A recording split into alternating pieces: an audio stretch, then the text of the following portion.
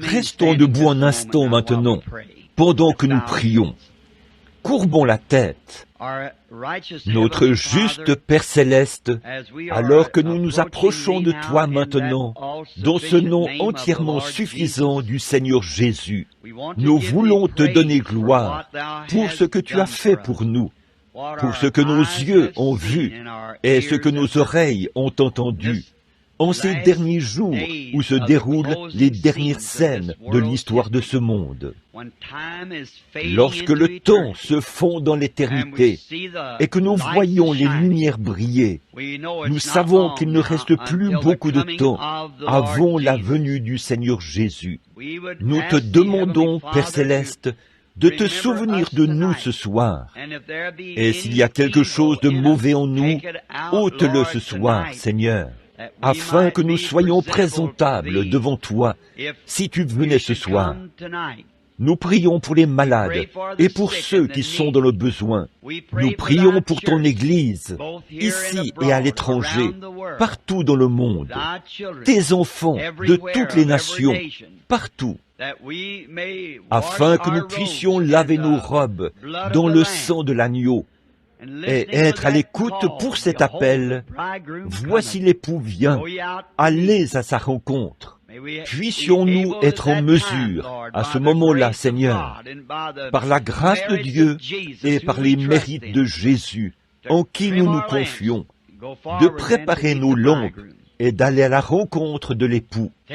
Prends la parole du Seigneur ce soir et circoncis nos cœurs. Enlève de nous toute incrédulité. Donne-nous un merveilleux service. C'est au nom de Jésus que nous le demandons. Amen.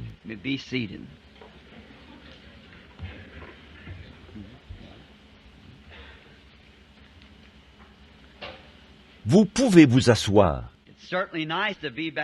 C'est vraiment agréable d'être de retour ici dans ce sanctuaire du Seigneur ce soir, pour le service. Hier soir, nous avons passé des moments très glorieux chez le frère Groomer. Et je me souviens que l'année dernière, nous avions passé des moments glorieux. Nous avons passé des moments merveilleux, partout. Le Seigneur nous a vraiment bénis infiniment. Plus que je n'aurais jamais pensé qu'il le ferait, car il est tellement rempli de miséricorde et de bonté. C'est vraiment bon de le connaître, n'est-ce pas? Et de penser, le connaître lui, c'est la vie. Le connaître lui, c'est la vie. Bon, demain soir, nous irons à l'assemblée Central Avenue. Je crois que c'est comme ça que ça s'appelle. Frère Fuller, un autre très bon frère. Et je pense que c'est une grande église là-bas. Et nous espérons que nous pourrons peut-être avoir une ligne de prière, si frère Fuller est d'accord. Alors nous... Et puis le lendemain matin, nous serons à l'église, je crois qu'on appelle l'église apostolique, ici à Phoenix. Et je ne me souviens plus qui était le pasteur, ce frère. Y étais-je l'année dernière? Et puis, dimanche soir, nous serons à l'église de notre précieux frère Outlaw, ici, l'église du nom de Jésus. Et j'attends avec impatience, et ma famille aussi, d'entrer là-bas et d'entendre ces beaux chants. Billy Paul doit connaître ce chant par cœur, chaque parole. Nous avons fait jouer ce chant. Je monte, au point que, honnêtement, l'enregistrement sur la bande est complètement usé. Il entre au bureau, et peu importe à quel moment de la journée j'y vais, il fait jouer ça. Monte. C'est quelque chose. Nous l'avons fait tellement jouer, et le disque est presque complètement usé. Vous savez, j'ai une idée ce soir, en quelque sorte. Là, je suis un peu enroué. Je me suis dit, oh, si seulement je pouvais trouver quelqu'un qui parlerait à ma place. Et en regardant ici, j'ai vu Jack Moore. C'est tout à fait vrai. Je n'ai jamais... Oh, je crois que ce serait vraiment merveilleux, frère Jack. Allons, écoutez ça. Et je crois que je vois aussi frère Roy Borders, assis ici. Oui, monsieur, frère Noel Jones, assis ici. Oh là là, Nous sommes tous là, tout autour, partout. Je pense que ce serait un bon moment, peut-être, pour me reposer un peu, vous savez, et faire venir quelques-uns de ces braves hommes ici pour parler à ma place, quand je suis enroué, vous savez. Frère Jack a dit, le Seigneur n'est pas dans cette révélation. Eh bien, j'étais fatigué quand je suis arrivé, et j'ai été un peu fatigué tout au long. Et je vois les gens qui se tiennent là, debout, qu'ils doivent se tenir debout. Et je suis content d'être debout comme eux. Alors que le Seigneur vous bénisse. Et nous sommes maintenant dans une grande attente pour ces autres réunions à venir. Et puis, la semaine prochaine, ce sera chez les assemblées de Pentecôte, et ainsi de suite. Et nous terminerons mercredi soir prochain à l'angle de la 11e rue et de la rue Garfield. Je n'arrive pas à toutes les retenir. Ce sera, je crois, à la première assemblée de Dieu, là, dans la ville. Et ensuite, la convention commence au Ramada. Et maintenant, il y a un banquet pour les hommes d'affaires dans la ville principale de l'Arizona, Tucson. Et bien sûr, nous savons tous que Phoenix et ces endroits-là ne sont que des bons lieux de cette ville-là. Et c'est vrai, c'est le lieu principal. C'est la ville où j'habite, vous savez. Donc là-haut, sur la colline. Et alors, ceci, c'est un peu comme la banlieue de cette ville. Donc c'est agréable de vous avoir tous comme voisins. Alors, je crois que c'est frère Rasmussen, un soir, qui a dit quelque chose comme ça dans une réunion. Et, oh là là, ça a failli mettre fin à la réunion. Je crois que nous étions à Houston, et c'était Ramsar. Voilà qui c'était. Il a dit, le soir où l'ange du Seigneur est descendu, ils ont pris la photo. Et il a dit, vous tous, les gens ici qui viennent de Dallas, a-t-il dit, nous savons que c'est la banlieue de Houston. Et, oh là là, le Texas ne pouvait pas supporter cela, comme vous, les gens de l'Arizona, le pouvez. Donc, un grand silence s'est répandu dans la réunion. Eh bien, il est vraiment bon. Et maintenant, je pense que nous allons prendre l'Écriture ici et raconter un petit témoignage pendant un moment. Ça ferait changement, n'est-ce pas? J'ai tellement tapé fort sur les choses que j'ai un peu honte de vous regarder. Alors, cela vous donnera peut-être un peu de répit, alors que je rends témoignage de la bonté de notre Seigneur. Trouvons un passage dans Jean, au chapitre 16 de Jean, et j'ai noté 16, 12. J'aimerais lire ce passage qui se trouve dans l'évangile de Jean. J'aime lire la parole, parce que c'est la parole qui nous fait savoir que c'est la vérité. Commençons au verset 12. Écoutez attentivement maintenant, parce que je veux donner un témoignage. Or, nous essayerons d'arriver un peu plus tôt. Je vous ai retenu si longtemps dernièrement. Et demain soir, eh bien, nous resterons une demi-heure de plus. On terminera donc vers 1h, n'est-ce pas? Donc, commençons au verset 12. J'ai encore beaucoup de choses à vous dire, mais vous ne pouvez pas les porter maintenant. Quand le Consolateur sera venu, l'Esprit de vérité, il vous conduira dans toute la vérité, car il ne parlera pas de lui-même, mais il dira tout ce qu'il aura entendu, et il vous annoncera les choses à venir. Il me glorifiera maintenant parce qu'il prendra de ce qui est à moi et vous l'annoncera. Tout ce que le Père a est à moi. C'est pourquoi j'ai dit qu'il prend de ce qui est à moi et qu'il vous l'annoncera. Vous savez, hier soir, en particulier, nous avons eu un petit aperçu de cela.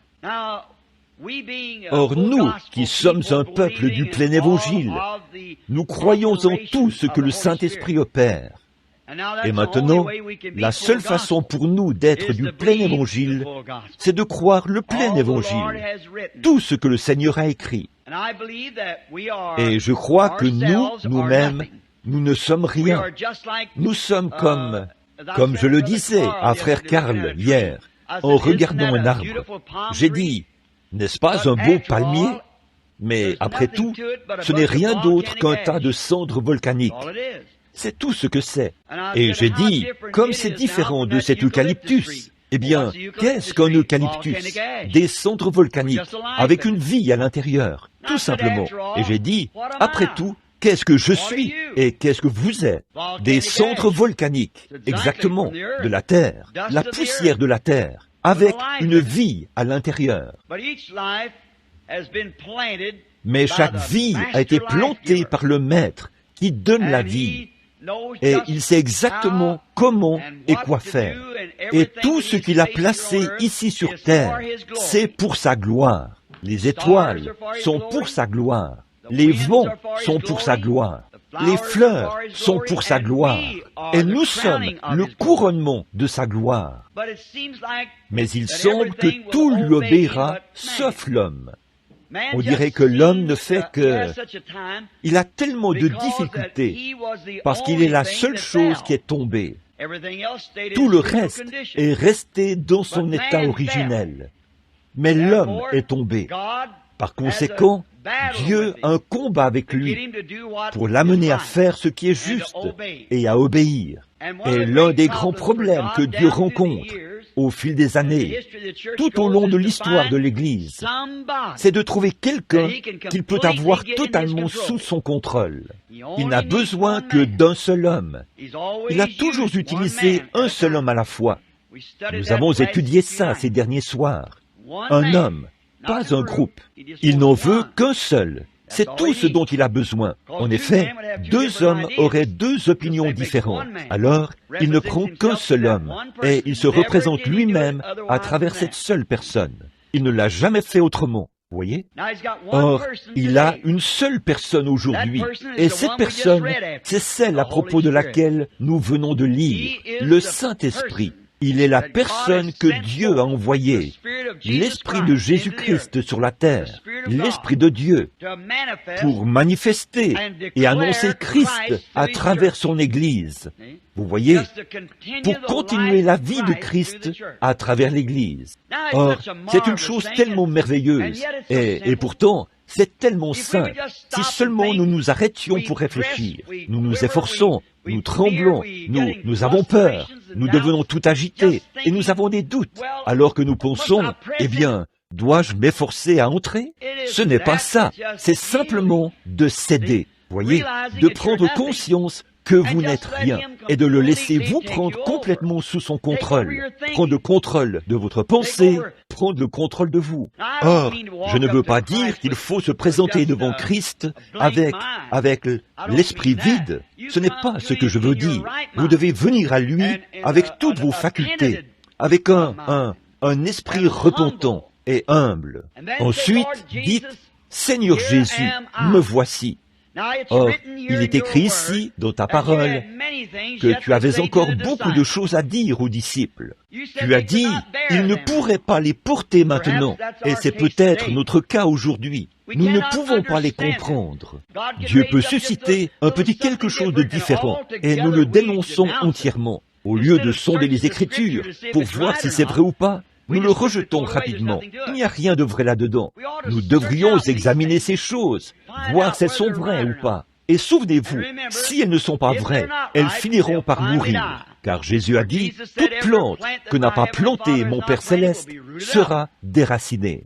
Mais je pense que c'est Gamaliel qui a fait cette grande déclaration cette fois-là. Si la chose vient de Dieu, nous ne voulons pas combattre contre elle. Et si la chose ne vient pas de Dieu, elle se détruira d'elle-même d'une manière ou d'une autre. Alors, étudiez cela et réfléchissez-y.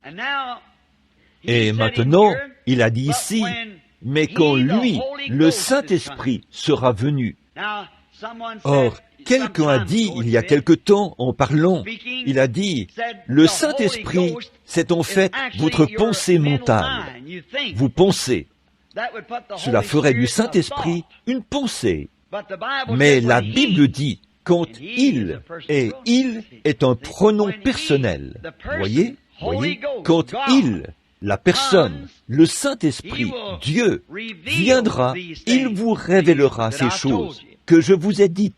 Alors, voyez-vous, il n'y a pas d'autre moyen de connaître la vérité. Ce n'est que on ne peut pas l'obtenir par la culture, par des expériences de séminaire. On ne le recevra que par le Saint-Esprit. Il est celui qui a été envoyé pour révéler cela. Bon, donc, il a aussi dit, et il vous annoncera les choses à venir. Or, dans Hébreux chapitre 1, il est dit, Dieu, autrefois, à plusieurs reprises et de plusieurs manières, a parlé au Père par les prophètes, mais en ce dernier jour, par son Fils, Jésus-Christ. Voyez?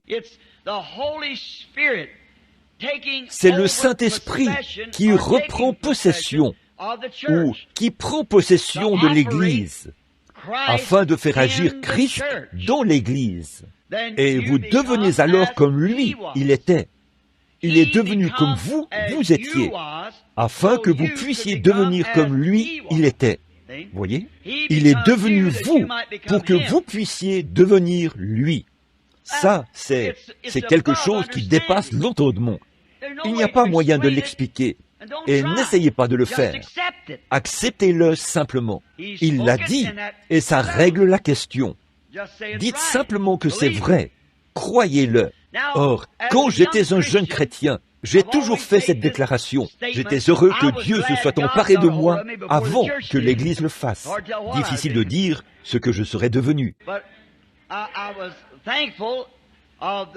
Mais j'étais reconnaissant de la conduite et du contact direct avec lesquels le Saint-Esprit a marqué ma vie, avant même que je la lui abandonne. En effet, quand j'étais un petit garçon, je savais qu'il y avait quelque chose. Il m'avait parlé, et je lui parlais. Il me répondait.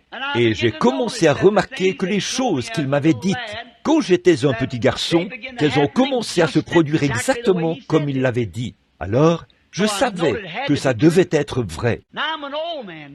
Bon, je suis un vieil homme maintenant, et je n'ai jamais, une seule fois, et je peux appeler le monde à se tenir là et leur demander, mettez le doigt sur une seule chose qu'il m'a déjà dite, qui était l'ainsi dit le Seigneur, au nom du Seigneur, et qui n'ait pas été l'exacte vérité et les faits exacts, et qui ne se soit accompli de tous les milliers de choses. Pourquoi est-ce que je dis cela? Vous voyez, je nous ai tous décrits comme étant de la poussière volcanique. Mais c'est la promesse de la parole de Dieu. Par conséquent, je ne peux pas avoir confiance en moi. Vous ne pouvez pas avoir confiance en vous. Mais ensemble, nous pouvons avoir confiance en ce qui nous a pris sous son contrôle. Le Saint-Esprit nous a pris sous son contrôle. Nous devons avoir confiance en cela. Et quand nous plaçons notre confiance en cela, alors on voit les résultats. Cela dépasserait tout raisonnement pour moi, d'essayer d'effleurer même la surface pour vous dire certaines des choses que le Saint-Esprit a faites dans ma propre vie décousue, les jours de ma vie. Je dis ceci avec sa Bible ouverte, sa parole, et c'est ce qu'il est. Il est la parole. Vous voyez, cette semence-ci entre dans les cendres volcaniques sous la forme d'un être spirituel. Dieu entre en tant qu'esprit et agit à travers les cendres. Donc, ce n'est pas l'homme, c'est Dieu. Et si je devais m'asseoir et prendre le temps d'écrire les choses que je l'ai vu faire, ça ferait des quantités de livres. Et de penser que, ici, à 53 ans, je puisse dire devant Dieu, son Église et la Bible, en présence de ce groupe, que je n'ai jamais vu cela faillir une seule fois. C'est toujours en plein dans le mille. Chaque fois, à l'exception de l'autre jour, quand je partais vers l'ouest, vous avez passé la bande, beaucoup d'entre vous, je pense. Vous comprenez, je ne sais pas ce qu'il en est. J'attends, je suis ici maintenant. Je ne sais pas pourquoi. J'attends simplement. C'est peut-être le moment pour moi de rentrer à la maison. On dirait vraiment que c'est le cas. Si c'est le cas, quelqu'un viendra après moi, qui prendra le message et continuera à le répandre. Ce sera quelqu'un d'étrange, mais il viendra après ceci, prendra le message et continuera à le répandre. Et écoutez cela, tant que c'est conforme à l'Écriture, tenez-vous-en à ça.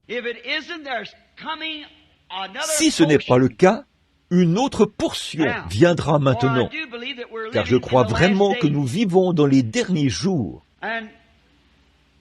Et je suis reconnaissant d'avoir vécu en ce jour-ci. Je n'échangerai ce jour-ci pour aucun autre jour. C'est le jour le plus glorieux qu'il y ait jamais eu sur terre. Il n'y a aucun autre jour qui ait jamais surpassé ce jour-ci. Oh, que ferait Moïse, Élie, Paul, Silas et ces grands héros de la foi autrefois, s'ils pouvaient s'élever et prendre un livre d'histoire et voir que les choses qu'ils ont prophétisées sont arrivées exactement comme ils l'avaient dit, et voir où nous en sommes maintenant, eh bien, on les aurait déjà mis en prison en l'espace d'une heure, certainement. Ils seraient comme des hommes sauvages, parcourant les rues en y mettant toute leur énergie, proclamant l'Évangile haut et fort. Le temps est proche. Alors nous voyons ce soir que nous sommes bien privés de la gloire de Dieu. Mais j'aimerais revoir cela un instant pour que l'Église... Au fait, est-ce que Billy Paul a distribué des cartes de prière dans cette église ce soir? Je suis arrivé de Tucson il n'y a que quelques minutes. Il a distribué des cartes. Eh bien, ce sera très difficile d'essayer de les faire avancer ici. Nous allons essayer. Maintenant, je ne prendrai pas beaucoup de temps. Je vais juste donner un témoignage sur ce passage de l'Écriture.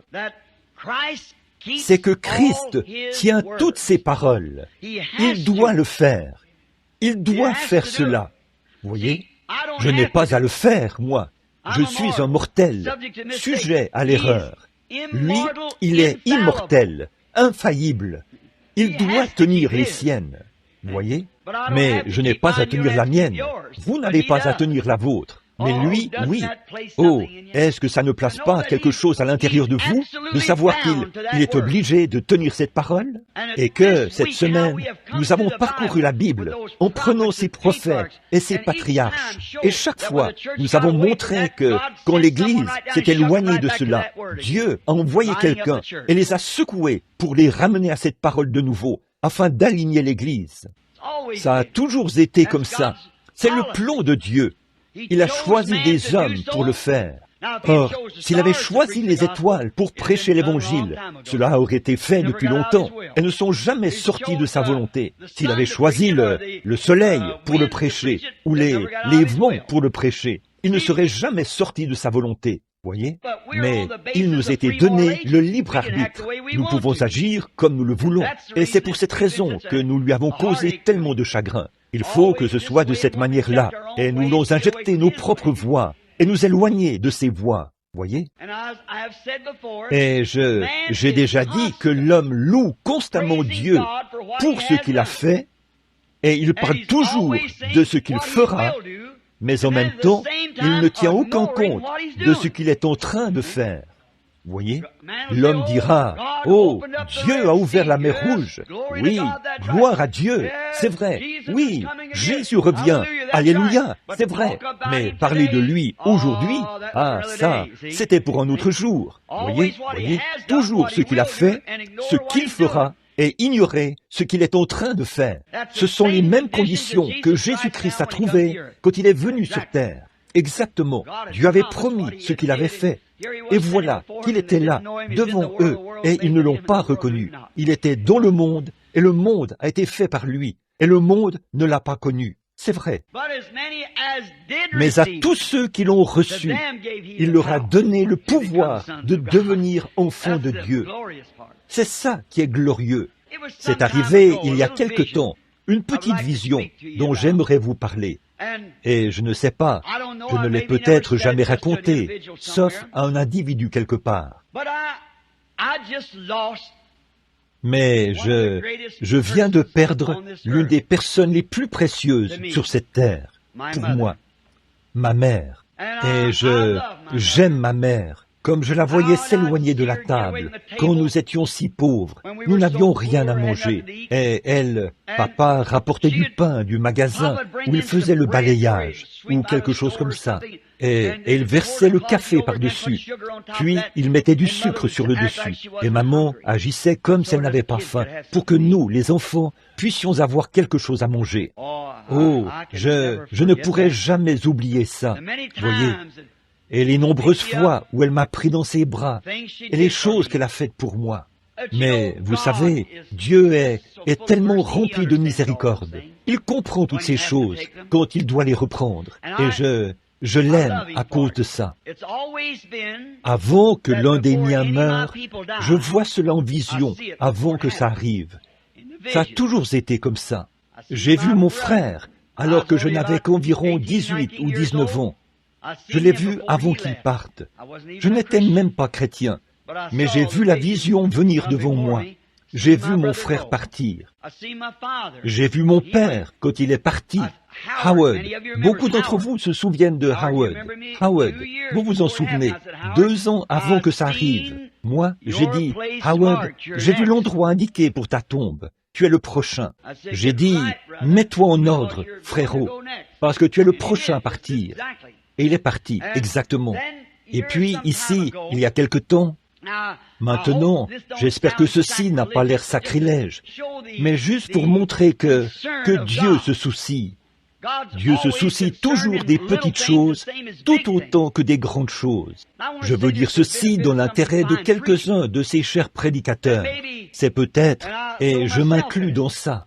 Bon, nous voudrions tous être un Billy Graham, mais nous voudrions tous être un Oral Roberts, mais nous ne sommes pas un Billy Graham ou un Oral Roberts. Nous sommes des serviteurs de Dieu sur le champ de mission où il nous a placés. Voyez? Peu importe combien c'est petit ou combien c'est grand, c'est exactement pareil aux yeux de Dieu, toujours pareil, d'agir à l'endroit même où vous êtes. C'est toujours une grande chose de suivre le Seigneur. Je préférerais gagner ou avoir une église de 50 personnes dans la volonté de Dieu plutôt que d'en avoir 5000 en dehors de la volonté de Dieu. Bien sûr, Dieu peut en faire plus avec un homme dans sa volonté en 1 heure qu'il peut le faire avec un homme en dehors de sa volonté en 50 ans. Voyez, il trébuche et chancelle comme s'il tirait à l'aveuglette. Mais quand un homme est vraiment dans la volonté de Dieu et qu'il connaît sa vocation, il devrait demeurer là. Et maintenant, les visions, comment le Seigneur Dieu les utilise. Quand lui, le Saint-Esprit sera venu, il révélera ces choses dont je vous ai parlé. Maintenant, il est inutile d'essayer de le comprendre autrement. Il est l'auteur. Il devrait certainement savoir ce qu'il a écrit. Voyez, la Bible dit qu'il l'a écrit. Même les hommes d'autrefois, poussés par le Saint-Esprit, ont écrit la parole. Et si le Saint-Esprit est l'auteur de la parole, certainement qu'il sait l'interpréter mieux que nous. Laissons-le en donner l'interprétation. Et vous savez comment? La façon dont il l'interprète? Maintenant, ne manquez pas ces choses si vous venez à un service de guérison. Écoutez, ne manquez pas ceci. Comment l'interprète-t-il? Par ceci, en confirmant cela, vous voyez, en l'exécutant. C'est ce que Jésus a dit. Sondez les Écritures. Vous pensez avoir en elles la vie éternelle. Et ce sont elles qui disent qui je suis. Ce sont elles qui parlent de moi. Et qui peut me condamner? Qui peut m'accuser de péché? Le péché, c'est l'incrédulité. Si je ne fais pas les œuvres qui ont été écrites à mon sujet, alors ne me croyez pas. Mais si je fais les œuvres et que vous ne pouvez pas me croire, alors croyez les œuvres, parce que là, la parole en parle. Voyez, ça, c'est une simple question de bon sens. Maintenant, Dieu, les dons et les appels sont sans repentir. Nous savons que la Bible dit cela. Elle le dit. Ça fait environ presque 2 ans maintenant. Un matin, je me promenais dans la maison et je m'étais assis sur une chaise. Maintenant, ceci semble très étrange, que Dieu inclut un animal, comme un précieux frère dans cette vision du ciel, le petit ravissement que j'ai eu. Je crois que je vous en ai parlé une fois, ou dans une réunion. Il m'a écrit une lettre l'autre jour, et il a dit, la voix des hommes d'affaires l'a publiée. Il a dit, votre vision était bonne, frère Branham, votre ravissement. Mais écoutez, c'était très bien, jusqu'à ce que vous disiez que votre cheval, que vous avez déjà chevauché, est venu poser sa tête sur votre épaule. Il a dit, il n'y a pas de chevaux au ciel, frère Branham. Le ciel a été fait pour les êtres humains, pas pour les chevaux. Eh bien, je me suis dit, d'habitude, quand on voit quelqu'un comme ça, il faut tout expliquer. Ils essaient simplement de trouver une faille. Voyez, de toute façon, on ne peut pas expliquer Dieu. Vous devez simplement le croire. Mais ça pourrait le réconforter. J'ai dit, frère, je n'ai jamais dit que j'étais au ciel. Dans la vision, j'ai demandé à voir Jésus. Et ils ont dit qu'il était encore plus haut. J'étais dans un endroit semblable au paradis. Mais pour vous aider, la Bible dit, dans le livre de l'Apocalypse, que Jésus est venu du plus haut des cieux, monté sur un cheval blanc. Et toute l'armée des cieux le suivait sur des chevaux blancs. Donc, il doit y en avoir là-haut, dans les cieux des cieux. Dieu s'intéresse à tout. Il s'intéresse aux petites choses que vous faites ou aux grandes choses que vous faites. Il s'intéresse à la façon dont vous prenez soin de votre petit troupeau, ou que vous, les autres, prenez soin de votre grand troupeau. Il s'y intéresse. Il y a quelque temps, un de mes frères bien connus, nous étions à la pêche quelque part. J'étais rentré après les réunions, je me reposais. Nous avions pêché avec des escargots et nous avions attrapé un beau tas de poissons. Et ce soir-là, nous installions nos lignes dormantes et nous avons manqué d'appât. Tard dans l'après-midi, je suis sorti pour attraper des petits crapets arlequins. Ces tout petits poissons, les plus gros, on peut les manger, mais ça, ce ne sont que des petits poissons qui servent d'appât. Et j'ai lancé la ligne à mouche. Je les attrapais et je les mettais dans un seau. Et quelque chose m'a frappé alors que j'étais assis dans ce bateau. Ce garçon avait été un témoin de Jéhovah et son frère venait d'être sauvé et rempli du Saint-Esprit. Et donc les deux garçons étaient avec nous. Et alors que j'attrapais ces poissons, chacun de nous, quelque chose m'a frappé. Et j'ai dit, vous savez, il y aura une résurrection d'une vie, comme celle d'un petit animal. Eh bien, un petit animal. Bon, beaucoup d'entre vous se souviennent, quand la parole a été prononcée, il était dit, il y aurait un petit garçon qui reviendrait d'entre les morts, qui aurait été heurté par une automobile. Frère Jack Moore est avec moi ce soir. Il était là-bas en Finlande quand c'est arrivé. Voyez, beaucoup d'entre vous ici se souviennent que je l'ai raconté ici. Voyez, je vous ai dit de l'écrire dans votre livre. Remarquez. Et frère Wood s'est retourné, frère Banks Wood, celui dont le fils avait été guéri de la polio. Et il s'est retourné et a dit à son frère, regarde bien, quelque chose est sur le point d'arriver. J'ai continué à attraper du poisson, vous voyez. Alors, nous avons mis ces appâts, ces poissons sur nos lignes. Ce soir-là, nous n'avons rien attrapé. Le lendemain matin, j'ai dit, il y avait beaucoup de crapets arlequins là-bas. Il a dit, dites donc, au fait, n'avez-vous pas dit qu'il y aurait un genre de résurrection d'une vie? J'ai dit, oui. Je vous le dis, quand j'ai quitté la maison, ils étaient, ma petite fille, nous sommes un peu... Vous, les gens, vous pouvez en avoir si vous en voulez, voyez. Mais moi, j'ai peur des chats. Et alors, je n'aime vraiment pas ce sentiment de superstition qu'on ressent autour d'eux. Donc, nous n'en avons pas à la maison. Et je crois que le chat peut se rendre compte que j'ai peur de lui. Donc, mon père avait peur des chats. Ainsi donc, mes petites filles savaient qu'elles ne devaient pas avoir de chat chez nous. Et ma petite fille marchait dans la rue avec une autre petite fille. Quand elle est revenue, le visage tout triste, elle a dit, « Papa ?» J'ai dit, « Que veux-tu, chérie ?» Elle a dit, « Une chose horrible a été faite. » J'ai dit, « Qu'est-ce que c'est ?» Elle a dit, « Si seulement tu savais. » J'ai dit, « Eh bien, dis-le-moi. » Elle a dit, « Quelqu'un a jeté un pauvre vieux chat ici dans la rue. » Et elle a dit, « Il est sur le point de mourir. Il peut à peine marcher. » Elle a dit, « Papa, est-ce que ça te dérange si on le nourrit et qu'on s'en occupe ?» J'ai dit, « Certainement pas. Si tu veux le nourrir, fais simplement attention. Ne le laisse pas t'égratigner. » J'ai dit, montre-moi le chat. Alors, quand elles ont apporté le chat, j'ai pris une boîte. Et, bien sûr, le lendemain matin, nous avions toute une bande de chatons. Et donc, mon petit garçon, alors que je partais, le petit Joseph, il les regardait. Oh, il les trouvait mignons, vous savez. Il grimpait partout, vous savez. Et alors, il en a pris un dans sa main. Il l'a serré un peu trop fort. Et il l'a laissé tomber sur le béton. Le petit chaton s'est mis à tourner et tourner. Je me suis dit, oh là là. Et je me suis dit, eh bien là, ce sera peut-être ce petit chaton quand je rentrerai à la maison. Vous vous souvenez du cas de l'opossum? Je me suis dit, eh bien, ce sera peut-être ce chaton. Et donc, nous étions dans une petite crique, en train de pêcher, et nous attrapions ces crapets, qui étaient maintenant assez gros, et nous remettions les plus petits à l'eau. Frère Lyle, le frère de frère Banks, pêchait avec une canne à pêche à moulinet, un gros hameçon, où était accroché un tas de verre. Il a laissé ce petit crapet avaler cet hameçon tout au fond de son petit ventre. Et quand il a remonté, il a dit, « Bon, j'aimerais que vous regardiez ça, à peu près long comme ça. » Et il n'arrivait pas à décrocher l'hameçon, je pense. Il n'y avait pas d'autre moyen, il a fallu couper le fil. Il voulait sauver son hameçon. Alors, il lui a simplement arraché les branchies, le ventre et tout, comme ça. Et il l'a jeté à l'eau. Et le poisson a tremblé 3 ou 4 fois, et il est simplement resté là.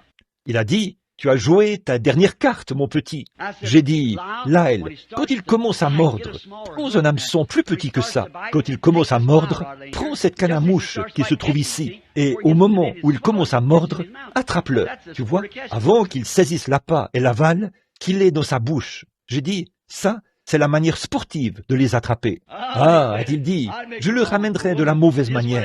Et il a simplement continué. Il a essayé à quelques reprises, et il en a manqué 3 ou 4. Alors, il a déposé la canne, il a dit, je vais simplement le laisser l'avaler de nouveau. Alors, ce petit poisson a flotté sur l'eau, là, pendant un peu, je pense, 30 minutes. Et les vagues ont commencé à se lever et à rouler sur le rivage. J'ai dit, eh bien, nous devrons bientôt partir. Nous avons rempli un seau maintenant, alors nous devrons partir. Et je me suis levé pour les jeter sur des feuilles de nénuphar, pour les repousser dans l'eau. Il y avait là de gros crapets rouges. Alors j'ai commencé à repousser les appâts sur les feuilles. Vous savez, je les ai jetés sur les feuilles et les ai repoussés dans l'eau. Comme vous, les hommes et les femmes qui connaissez la pêche, le savez.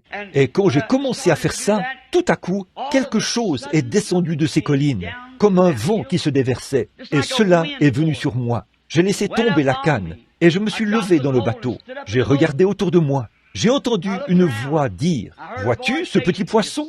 Et il était là, étendu là. J'ai dit, « Vois-tu ce petit poisson ?» Exactement comme il l'a dit. Là, ses petites nageoires s'étaient raidies. Et il était resté étendu sur l'eau pendant une demi-heure. Et cette Bible est ouverte là, maintenant. Voyez? Et il a dit, parle-lui et redonne-lui la vie. Et j'ai dit, petit poisson, au nom du Seigneur Jésus, je te redonne la vie. Et ces hommes étaient là, ils regardaient. Ce petit poisson s'est retourné sur le dos et il a descendu directement dans l'eau. Ils se sont presque évanouis. Lyle s'est jeté de l'eau sur le visage. Il a dit, je vais me réveiller après un moment. Il a dit, je sais que je suis en train de rêver. J'ai dit, tu ne rêves pas. Et à ce moment-là, je suppose que j'avais sur ma liste de prières 30 ou 40 enfants handicapés moteurs. Et de voir Dieu passer à côté de ces enfants handicapés moteurs et ressusciter ce petit poisson. Cela montre simplement qu'il s'intéresse à tout. Pourquoi utiliserait-il sa puissance pour maudire un figuier alors qu'il y avait des milliers de lépreux dans le pays? Il est passé à côté de ces lépreux et il est allé maudire un figuier. Et il a dit que personne ne mange de ton fruit. Et le figuier s'est desséché. Il a utilisé sa puissance, montrant ainsi qu'il s'intéresse aux arbres. Il s'intéresse aux poissons. Il s'intéresse à vous. Il s'intéresse à moi. Et il s'intéresse à sa parole. Il veut la voir manifestée. Et il compte sur nous pour le faire, puisque nous sommes ses représentants. Nous ne sommes rien en nous-mêmes. Il s'agit de lui, de se soumettre et de marcher avec lui. J'ai eu une vision ce matin-là. J'ai vu un gros animal là, sur le flanc de la colline. Oh, Il avait des bois gigantesques. J'étais en voyage de chasse dans cette vision, vers 10 ou 11 heures du matin. Je me suis approché doucement et j'ai abattu l'animal. Et alors, sur le chemin du retour, un énorme ours grizzly s'est dressé contre moi et je l'ai abattu. Puis, je les ai vus prendre les bois et une petite main s'est approchée, a saisi les bois et y a posé le mètre à ruban. Il mesurait 105 cm, du dessus de la ramure au-dessus des bois. 105 cm de hauteur. Je n'ai jamais vu un animal comme celui-là, avec de grands andouillets sur ses bois. Et pourtant, ça ressemblait à un cerf. Mais ça fait, oh là là, 2 ou 3 cerfs. Je n'ai jamais rien vu de semblable. Eh bien, et je dis, cela va probablement s'accomplir un jour. Je vais simplement l'écrire. Je suis allé dans le Kentucky avec un de mes amis, et frère Miner Argenbright m'a appelé. Il a dit, « Frère Branham, êtes-vous occupé ?» J'ai dit, « Pas vraiment. » J'ai dit, « J'ai maintenant 2 semaines. Je suis en vacances. » Il a dit, « Venez au Canada, en Alaska avec moi. Nous voulons organiser un chapitre des hommes d'affaires à Anchorage et aussi à Fairbanks. » J'ai dit, « Cela semble très bien, si je peux trouver le temps de le faire. » Il a dit, « Eh bien, frère Branham, si vous le faites, je vais vous dire quoi? Nous vous offrirons une belle chasse à l'ours grizzly. » J'ai pensé, « Oh, ça semble bien. » Je me suis dit, « Oh, voilà la vision. » Voyez, c'est ça, une belle chasse à l'ours grizzly. Et je dis, ça sonne bien, je n'y vais pas pour ça. Mais pendant que nous sommes là-bas et que quelques-uns des guides veulent m'emmener gratuitement, je serai heureux d'y aller. Alors il a dit, eh bien, ils le feront. Alors, nous avons tout arrangé. J'ai dit, eh bien, là, attendez, je vais prier à ce sujet. Et je suis allé dans les bois ce jour-là. Et chaque fois que je priais, cela s'éloignait de plus en plus de moi, tout le temps. Cela s'éloignait complètement. Je me suis dit, c'est étrange. Et 2 jours plus tard, j'ai appelé frère Argenbright. J'ai dit, non. Il a dit, frère Branham, nous sommes en train de tout préparer. J'ai dit, ne le faites pas. Le Saint-Esprit l'a condamné. Et je lui ai raconté la vision. J'ai dit, je ne sais pas, frère Argenbright, mais c'est étrange. Mais il ne veut pas me laisser aller là-bas. Et pourtant, on dirait que ce serait le bon endroit. Et il a dit, eh bien maintenant, nous sommes prêts à partir. Et j'ai dit, bon, beaucoup d'entre vous vont voir frère Argenbright. Il s'en vient ici maintenant pour se préparer à aller outre-mer avec moi, après cette série de réunions. Alors, vous pourrez lui demander l'histoire. Alors nous avons dit, j'ai dit, non, je ne peux tout simplement pas le faire. Le Saint-Esprit me dit de ne pas le faire. Il est préférable d'obéir. Peu importe combien, à quel point ça a l'air bien. Je vais prêcher sur ce genre de sujet demain soir, si le Seigneur le veut. Alors maintenant, souvenez-vous, peu importe à quel point ça a l'air bien, si Dieu n'est pas là-dedans, tenez-vous loin de ça. Peu importe combien ça a l'air prestigieux, tenez-vous loin de ça. Combien c'est prospère, tenez-vous loin de ça. Si Dieu n'est pas là-dedans, tenez-vous loin de ça. Maintenant, nous allons en parler demain soir, si le Seigneur le veut. Bon. Alors, quand je suis rentré à la maison, Billy m'a dit, mon fils, il a dit, « Papa, est-ce que tu connais ce chasseur avec qui tu es allé chasser là-bas le printemps dernier, du nom de Southwick ?» Oh, et je dis, là-haut en dessous du Yukon, là-bas? Il a dit, oui. Il a dit, il a une lettre ici pour toi. C'est frère Eddie Biscal, qui est à la tête de l'association pastorale de cette région du Nord-Ouest, là-bas. Un très brave garçon. Il se peut qu'il soit ici dans cette réunion. Il a l'intention de venir par ici en ce moment. Un brave garçon. Et il a une gentille famille. Il est missionnaire là-bas maintenant, auprès des Cris, des Indiens Cris. Et j'étais avec lui l'automne dernier, ou plutôt l'été dernier. Alors Eddie a voulu m'emmener chez Bud, qui était l'un de ses convertis à Christ. Sa femme était une fervente pentecôtiste. Bud était propriétaire de ranch et il venait de se convertir. Mais un lot lui avait été assigné, d'où on avait chassé les Indiens et on les avait installés dans la réserve. Un grand territoire de chasse, à peu près je pense qu'il avait à peu près 775 km² ou plus, là-bas. Un territoire qui lui avait été assigné par le gouvernement du Canada.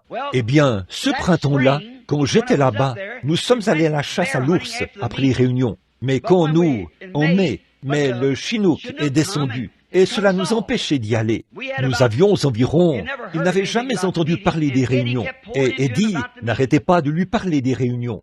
Et il a dit, « Tu ne veux pas me dire qu'aujourd'hui, que Dieu se fait connaître et montre des choses qui arriveront avant qu'elles se produisent. » Eddie a dit, « C'est tout à fait vrai. » Alors, il a continué à me parler. Il a dit, « Vous savez, j'ai un frère qui souffre d'épilepsie. » Il a dit, « Si seulement vous pouviez atteindre ce frère. » Il a dit, « Je crois que si jamais je pouvais l'amener à l'une de vos réunions, je crois qu'il serait guéri. » J'ai dit, il a dit, il a eu ça toute sa vie.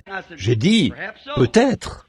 Eh bien, il ne fait pas noir là-haut à cette époque de l'année, vous savez. Le soleil se couche et devient, on peut, n'importe quand, à minuit, à 1h, on peut simplement rester là, lire le journal, n'importe quoi, voyez-vous. Et vers la fin du mois de mai, le soleil ne se couche jamais. Il s'incline à peine. Il disparaît presque, une dizaine de minutes. Puis il revient. Alors, nous nous couchions simplement quand nous étions fatigués. Pendant que nous étions en route, nous avons rencontré un groupe d'Indiens. Et, j'ai rencontré le vieux chef là-bas. Il le laisse habiter là parce qu'il avait eu 2 enfants. Ils enterrent leurs enfants dans un tronc. Leur bien-aimé. C'est une sorte de religion, et il les accroche dans un arbre. Alors, il laisse simplement cette famille habiter là. Un vieil homme sympathique, de plus de 90 ans, se tenant sur sa selle aussi bien qu'un de ses garçons. Donc, nous sommes partis le lendemain. Il a dit, il n'y a pas moyen de traverser en ce moment. Il faut passer par le sommet de la montagne, puis aller de ce côté-ci. Il fallait parcourir une distance supplémentaire de 160 km pour tailler un sentier. Donc, on ne pouvait pas faire ça. Il était trop tard. Nous avons rebroussé chemin. Et sur le chemin du retour, Bud, un groupe de jeunes chevaux, et certains d'entre eux s'étaient enfoncés dans un marécage et tout. Et j'avançais avec eux. Je parlais, Eddie et moi. Bud était sur le cheval de tête. Il essayait de sortir. Nous avions 21 têtes. J'en avais attrapé un avec une corde. Et je l'ai fait sortir. Et dès qu'il est sorti, mon propre cheval de selle s'est enfoncé. Et me voilà en train de sortir de là. Et j'étais plein de boue et tout. Quelques minutes plus tard, je suis monté sur mon cheval. J'ai essuyé la boue de mes vêtements, comme ça, et je me suis mis en route. Et juste devant moi, de l'autre côté de la colline, là, est arrivé un jeune homme. Je l'ai regardé, j'ai fait un mouvement en arrière en selle, et j'ai arrêté mon cheval. Je l'ai vu avoir une crise. Cela n'arrêtait pas. Il avait de l'écume aux lèvres. Il est devenu vraiment arrogant, et il démolissait tout. Et alors, il s'est calmé. J'ai vu une vieille salamandre. J'ai vu sa chemise qui brûlait. Eddie était devant moi, à une distance d'environ un demi-pâté de maison. Il essayait de sortir un autre cheval. Le jeune cheval a quitté le sentier en courant. Il est entré là-dedans, ce qui a fait tomber les charges qui étaient sur lui. Il lançait des ruades. Alors, je me suis rapidement approché d'Eddie là-bas. Nous avons calmé le cheval. J'ai dit, « Eddie, j'ai l'ainsi dit le Seigneur pour Bud. » Il a dit, « Frère Branham, qu'est-ce qui s'est passé ?» J'ai dit, « Une vision, j'ai vu son frère. » Il a dit, « Oh, allez le chercher. » J'ai dit, « Retiens les chevaux, je vais éperonner le mien et aller devant, circuler autour de ces chevaux pour voir si je peux les retenir contre le flanc de la colline. » J'ai fait le tour de la falaise, comme ceci, avec mon sur mon cheval. Je l'ai fait aller plus vite et je suis arrivé là-haut et j'ai mis ma main sur la selle. J'ai dit, « Bud ?» Il a dit, « Oui, frère Branham. » J'ai dit, « Je veux te dire quelque chose. Ton frère, et je l'ai décrit. » Il a dit, « Oui, qui vous l'a dit ?» J'ai dit, « Personne. Le Seigneur vient de me montrer ton frère. » J'ai dit, « Croiras-tu que je suis son serviteur ?» Il a dit, « Certainement, frère Branham. » J'ai dit, « Envoie chercher. » C'était une distance d'environ 1300 kilomètres pour retourner à la civilisation. Demande à ton frère de venir ici. Et la première fois qu'il aura une de ces crises. J'ai dit, il a ces crises depuis l'âge d'environ 2 ans. Tu ne le croiras peut-être pas, mais c'est héréditaire. Ton grand-père en avait. Il a dit, eh bien, c'est la vérité, c'est vrai. J'ai dit, maintenant, quand ce garçon aura cette crise, tu lui arracheras la chemise qu'il aura sur le dos, tu la jetteras au feu et tu diras, je fais ceci au nom de Jésus-Christ, selon sa parole. Il n'en aura plus jamais d'autre, tant qu'il y croira. Il a simplement levé les mains, il s'est mis à pousser des cris. Il a dit, je n'ai jamais vu une telle chose se produire, mais vous m'avez vraiment dit à quoi mon frère ressemblait, et vous m'avez dit la vérité au sujet de mon grand-père. J'ai dit, c'est vrai. Après notre départ, il a envoyé chercher son frère, et ce matin-là, il s'en allait tailler un sentier, quand son frère est arrivé par autobus. L'autobus vient, il passe 2 ou 3 fois par semaine. Il fait le trajet de la route de l'Alaska. Il est arrivé chez... Et la femme de Bud, Lila, n'est qu'une toute petite chose, une petite femme, à peu près grosse comme un pain de savon après l'avoir utilisé pour faire la lessive d'une famille. Juste une petite. Elle a 5 enfants et une gentille petite femme. Donc, Bud est allé préparer ses chevaux parce qu'il allait tailler un sentier afin que nous puissions retourner là-bas avec ses chasseurs. Et dès qu'il est parti, eh bien, son frère était là, à l'intérieur, sans avoir encore enlevé ses beaux vêtements. Il a eu une crise. Il campait dans une vieille caserne que les Américains, quand ils construisaient la route, avaient installée là. Et quand ils avaient une grosse salamandre comme poêle, et la petite Lila, il agissait sans réfléchir quand il avait ses crises. Et elle avait une peur bleue de lui. Alors, elle se sauvait par une fenêtre, ou quelque chose comme ça, pour s'enlever du chemin. Mais quand elle était sur le point de sauter pour sortir de là, elle a pensé à ce qui avait été dit. Elle avait assisté à l'une des réunions à Dawson Creek. Elle s'est précipitée là, a enfourché ce grand gaillard. Elle lui a arraché sa chemise en criant, ses boutons et tout. Sa chemise blanche, elle s'est approchée du poêle et a dit, « Je fais ceci au nom du Seigneur Jésus, selon la parole du Seigneur qui nous a été dite. » Et il n'a plus jamais eu de crise depuis. C'était réglé. Il m'avait fait venir pour une partie de chasse gratuite. Et je suis toujours à la recherche de ces choses gratuites, vous savez. Alors je me suis dit, eh bien, et je dis, je vais y aller. Je vais voir si le Seigneur me permet d'y aller. J'ai prié, et j'ai à peine eu le temps de prier que tous s'est mis en branle pour y aller. J'ai emmené frère Fred Sothman. Il est ici quelque part dans la réunion. Où es-tu, Fred? Le voilà. Oui, il est l'un des administrateurs de notre Église. Frère Fred, c'est que ceci a été dit 3 mois avant que cela arrive. N'est-ce pas, frère Fred? Et je suppose, frère Simpson, combien y a-t-il de personnes dans le bâtiment ce soir qui savent que ces choses ont été dites avant que cela arrive? Levez la main. Voilà. Et il était dit devant l'Église exactement ce qui allait arriver. Eh bien, je ne savais pas que là, c'était le moment.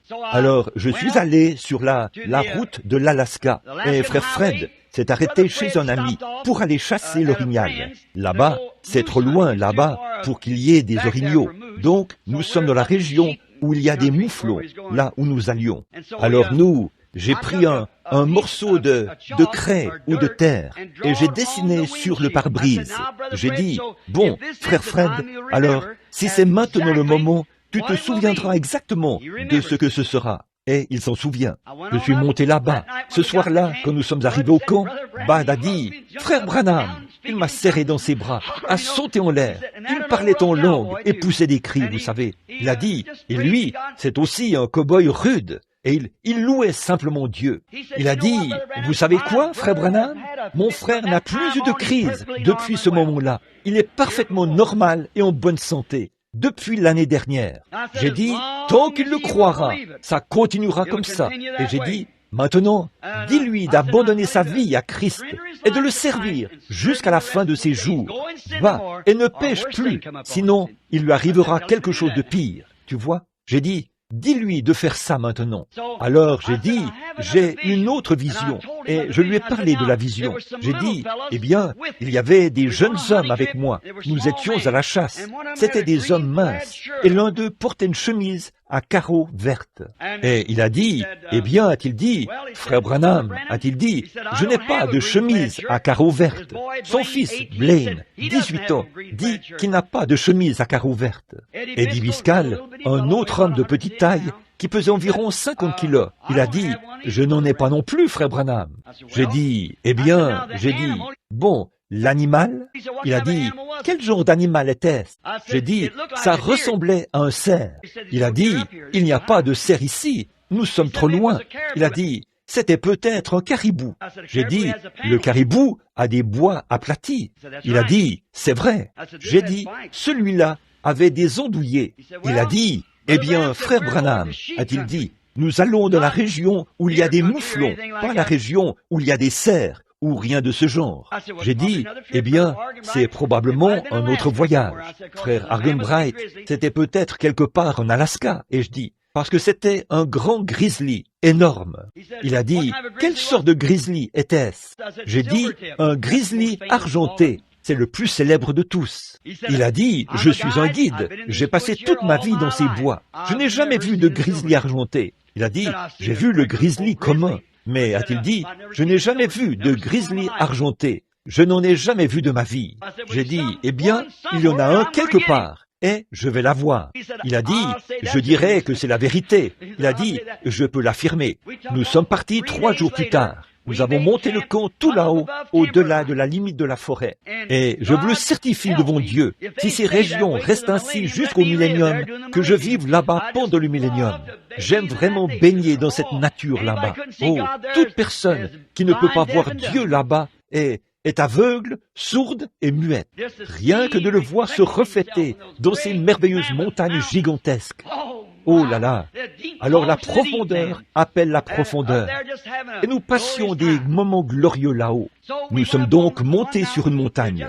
On n'a qu'à marcher tout droit, comme ça, pour monter la montagne. Oh, pas de forêt, seulement du lichen des caribous. C'est tout ce qu'on voit. Nous avons vu une trentaine ou une quarantaine de mouflons. Il n'y en avait aucun d'assez grand pour qu'on le prenne. Ce n'était que des demi-cercles et des 3/4 de cercle. J'en voulais un assez grand pour le rapporter, étant donné que nous étions aussi loin, là-bas. Alors je suis redescendu.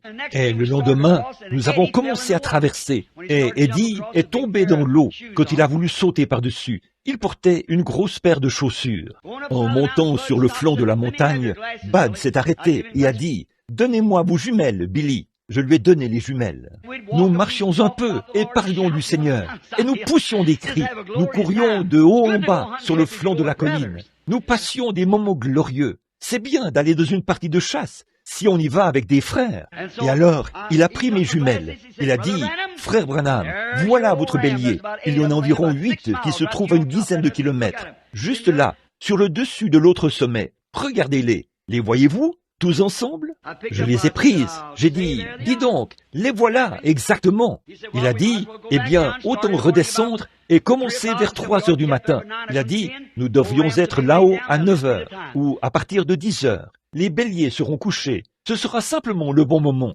J'ai dit, quelles sont ces autres choses qui se promènent là-bas?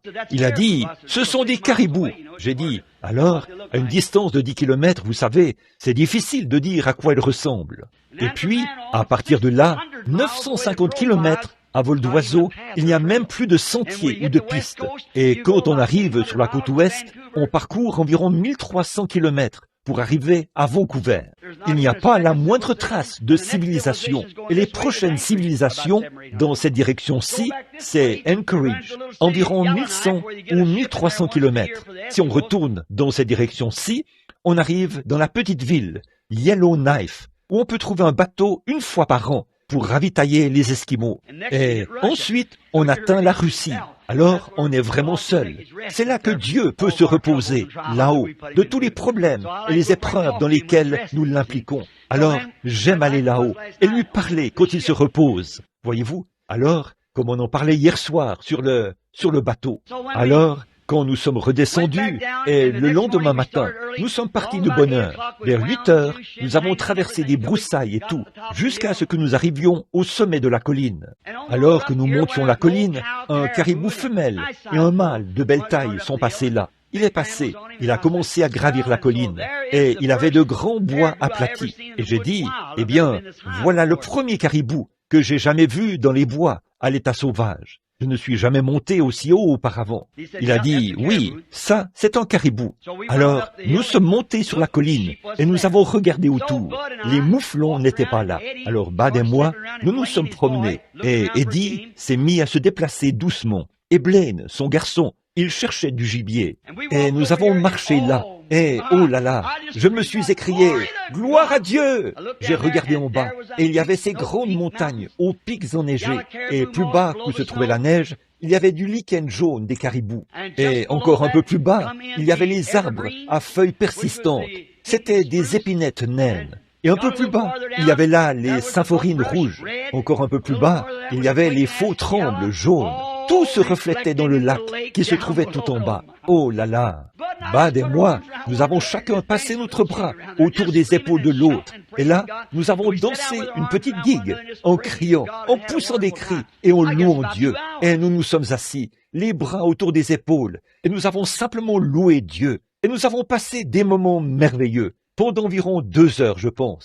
Et j'ai dit, dis donc, je me demande ce qui est advenu d'Eddie. Nous l'appelions le mec. Alors, nous sommes retournés. Nous avons commencé à traverser la colline. J'ai dit, il ne pourrait pas se perdre ici, en haut. Et il a dit, non, Blaine est là-bas quelque part. Et c'est un Indien. Alors, nous avons regardé autour et j'ai vu une caméra qui était posée là. J'ai dit, c'était celle d'Eddie. J'ai regardé en bas de la colline. Je suis allé de ce côté-ci. Et lui, il est allé dans l'autre direction. Et Eddie faisait chut, il traquait ce petit caribou mâle. Il allait le ramener là-bas, le donner comme nourriture à ses amis indiens, chez qui il était missionnaire. Alors, il a abattu le caribou. Nous sommes descendus et nous l'avons vidé. Nous sommes revenus. Il était environ 13 heures.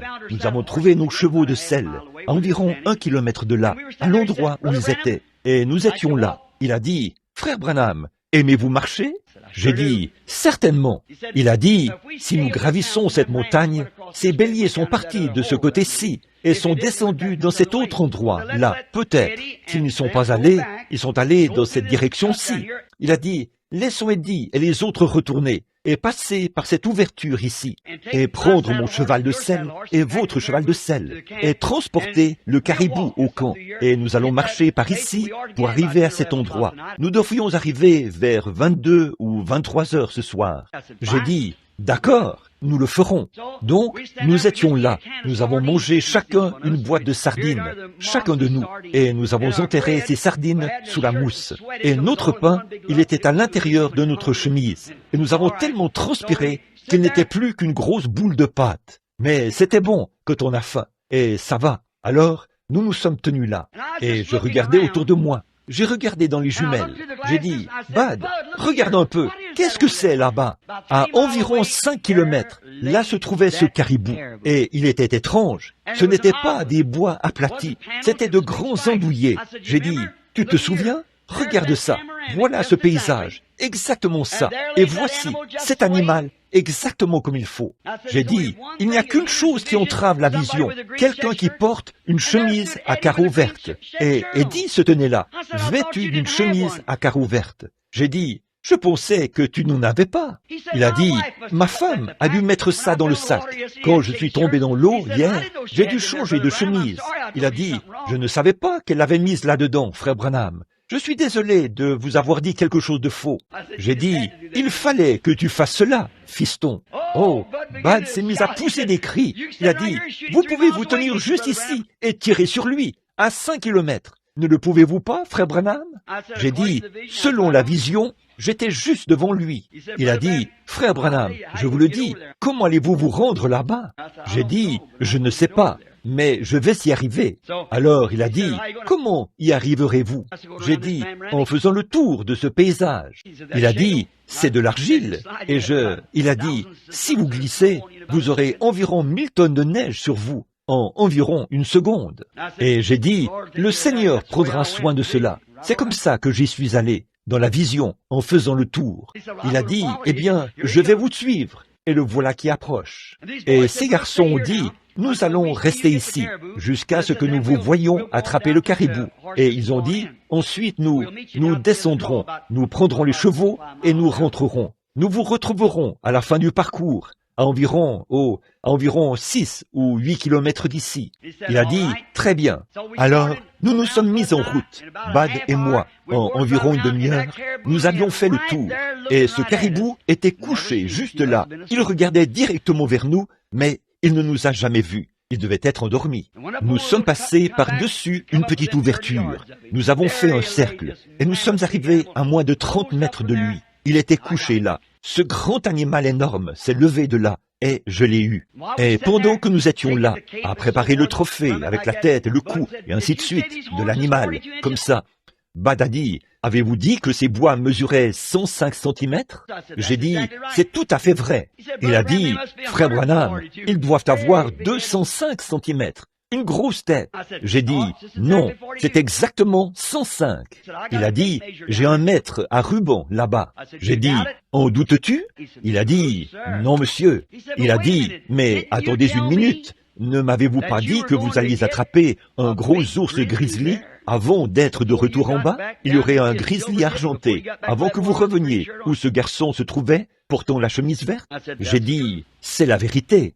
Il a regardé en bas de la colline. Eh bien, il n'y a rien de cette hauteur-là, rien du tout. Rien qu'un tapis de mousse. C'est tout ce qu'on voit, à des kilomètres et des kilomètres. Ce ne sont que des collines ondoyantes de mousse. Il a dit, où est-il, frère Branham? J'ai dit, il peut en fournir un. Il l'a dit. J'ai dit, en doutes-tu, Bud? Il a dit, non monsieur. Eh bien, en descendant la colline, nous avancions comme ceci. Il portait la carabine pendant un moment, et moi la tête, et vice-versa. Il fallait marcher de côté en descendant, à cause de ces gros bois qui frottaient dans la mousse. Et nous sommes arrivés à environ 1,5 kilomètre de là. Nous nous sommes arrêtés, et avons regardé autour de nous. Il a dit, ce vieil ours ferait mieux de se montrer, n'est-ce pas? J'ai dit, qu'est-ce qui t'inquiète? Il a dit, rien. Nous avons continué jusqu'à ce que nous arrivions à un petit glacier. Nous nous sommes assis là et nous nous sommes rafraîchis un peu. Il a dit, frère Branham, pensez-y un peu, a-t-il dit. Nous n'avons pas plus d'environ, moins d'1 kilomètre à faire avant d'atteindre ces garçons. Et quelque part entre ici et là-bas, vous allez tuer un grizzly argenté. J'ai dit, c'est vrai, c'est vrai. Il a dit, j'ai dit, tu en doutes, Bud. Il s'est levé et m'a pris par la main. Il a dit, frère Branham, mon frère n'a jamais eu de crise depuis ce jour-là jusqu'à maintenant. Il a dit, le Dieu qui a pu vous parler de mon frère ne vous mentirait pas. J'ai dit, Bud, il sera là. Il a dit, d'où viendra-t-il? J'ai dit, je ne sais pas. Mais, et je dis, Bud, j'ai 52 ans. Alors, et j'ai dit vision depuis mon enfance. Et quand j'ai vu ce caribou ici être tué, et tu verras, si ces bois ne mesurent pas 105 centimètres. Et puis, dans la même vision, en chemin vers l'endroit où ce groupe se trouvait, avec lequel j'étais, j'ai tué cet ours argenté, ce grizzly. Il a dit, frère Branham, je peux voir à 30 kilomètres. Il a dit, Dieu va devoir le faire sortir de terre, ou le faire descendre du ciel, ou quelque chose comme ça. J'ai dit, ne t'en fais pas, il sera là. Nous avons fait encore 100 de mètres. Lui aussi, il était épuisé. Ce trophée pesait environ 70 kilos. Alors, en descendant de la colline, il l'a déposé.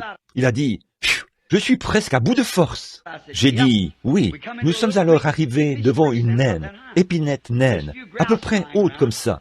Il y avait quelques gélinottes qui volaient un peu partout, et il y avait des poules lagopèdes. Alors, je leur ai lancé des pierres comme ça. Alors, il a dit, avez-vous déjà mangé de ces lagopèdes?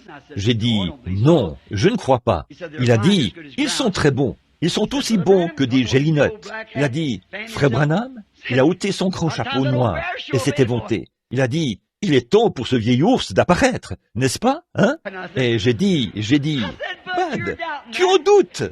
Il a dit, non, je ne doute pas. Mais, frère Branham, je n'arrive pas à comprendre.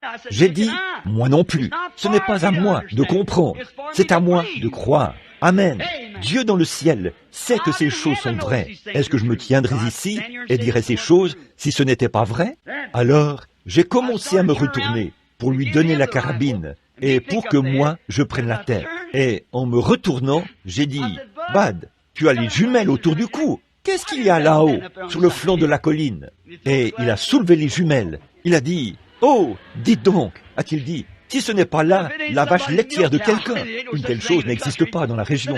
Il a dit, c'est le plus grand grizzly que j'ai jamais vu de ma vie.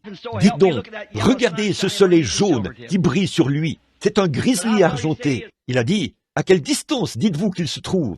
J'ai dit, il est à environ 3 kilomètres là-haut, et nous étions presque à bout de force. Il a dit, j'ai dit, qu'est-ce que nous attendons? Allons-y. Et il a dit, êtes-vous sûr de la voir? J'ai dit, bien sûr que je vais la voir. Il a dit, quel est le fusil que vous utilisez là? J'ai dit, eh bien, ne t'occupe pas de ça. Un tout petit fusil qu'un frère m'a donné dans une réunion une fois, il y a plusieurs années. Et j'ai dit, un petit 270 bon marché. Et j'ai dit, très bien, ça va arriver. Nous avons continué à nous rapprocher un peu plus. Et plus nous nous rapprochions, plus cet ours paraissait grand. Oh, il ressemblait à une énorme botte de foin posée là-haut sur cette mousse. Vous savez, il se tenait là, une très grande chose, énorme. La tête à peu près large comme ça, vous savez, les mâchoires en avant, de très grosses pattes. Et il fouillait dans ces petites branches de bleuets, comme ça, vous savez, il les mangeait. Et là, un très grand gaillard. Nous nous sommes approchés à environ 800 mètres de lui. Il a dit, « Hé, frère Branham, avez-vous déjà tiré un grizzly ?» J'ai dit, « J'ai tiré beaucoup d'ours, Bud, mais je n'ai jamais tiré de grizzly argenté auparavant. » Il a dit, « Vous savez, l'argenté, c'est le plus grand combattant de tous les grizzlies. » J'ai dit, « Oui, j'ai compris ça. » Il a dit, « Il ne sait pas comment mourir. » Et j'ai dit, « Eh bien, il a dit, à quelle distance devez-vous vous approcher de lui avec ça? Maintenant, vous n'avez qu'à lui demander. Écrivez-lui une lettre. Je vais vous donner l'adresse. Il a dit que quelqu'un m'écrive à ce sujet, s'il le veut, au sujet de n'importe laquelle de ces choses. Moi, je vais leur dire. Et alors? Et j'ai dit, eh bien, il a dit, maintenant? J'ai dit, non, j'étais plus près que ça, Bud. J'étais tout près de lui. Il a dit, nous arrivons assez près maintenant. Il peut charger à tout moment. J'ai dit, je le sais, mais, et je dis, Bud, et je dis, ça va aller. Il a dit, bon, quand on tire un ours, a-t-il dit, eh bien, frère Branham, on le tire dans le dos. Il faut briser sa force, parce qu'il va continuer à se battre. Il ne pourra pas se relever à ce moment-là. J'ai dit, non, selon la vision, je l'ai tiré dans le cœur. Il a dit, j'espère que vous ne vous êtes pas trompé là-dessus. J'ai dit, je ne me suis pas trompé. J'ai dit, je m'en souviens. En effet, dans une vision, on est dans une conscience. Et dans les deux, comme nous l'avons expliqué l'autre soir, on est dans les deux. On ne peut pas l'oublier. Vous voyez? Alors, voilà. Nous nous sommes donc encore rapprochés, à environ 250 mètres. C'était le dernier petit ravin par-dessus lequel nous sommes passés. Et j'ai dit, c'est à peu près ça maintenant. Regarde-le. N'est-il pas beau? Il a dit, oui, je pense qu'il l'est. Et j'ai dit, très bien, Bud. Maintenant, quand je me lèverai d'ici, là, il va venir. Et j'ai dit, tu vas voir. Et il a dit, je vais regarder. Alors, j'ai mis une cartouche dans le canon du fusil, vous savez, et nous étions dans ce petit ravin. Au moment où je me suis levé, le voilà qui arrive. Oh là là, je me suis arrêté, j'ai tiré, et on aurait dit qu'il avait été atteint par un projectile de sarbacane. Oh, ça ne l'a pas plus arrêté, pas du tout, que rien d'autre. Et oh, avant, vous parlez de vitesse. Je n'ai jamais rien vu de semblable. Ces ours distanceraient un cheval, un cerf ou n'importe quoi d'autre, vous savez. Un ours peut le faire, comme ça. Il descendait cette colline, droit vers nous, comme ça. Et avant que je puisse mettre une autre cartouche dans le fusil, il est tombé mort, à environ 30 ou 40 mètres de moi. Il s'est renversé, ça a atteint son cœur, ses poumons et tout. C'était une balle Nosler. Vous qui chargez les balles à la main, vous savez de quoi il s'agit. Alors, ça l'a fait exploser et il est tombé. Bud, qui se tenait là, a regardé là. Il était tout blanc autour de la bouche. Il a dit, frère Branham, je ne voulais pas qu'il soit sur mes genoux. J'ai dit, moi non plus.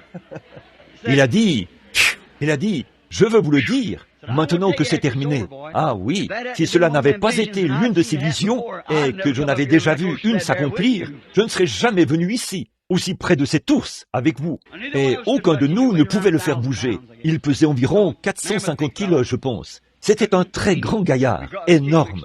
Nous ne pouvions pas le vider. Nous avons le dépouillé. Nous avons commencé à descendre. Et nous avons dit, frère Branham, nous avons ramassé les bois. Il a dit, si ces bois mesurent exactement 105 cm, a-t-il dit, je vais me mettre à courir comme un fou.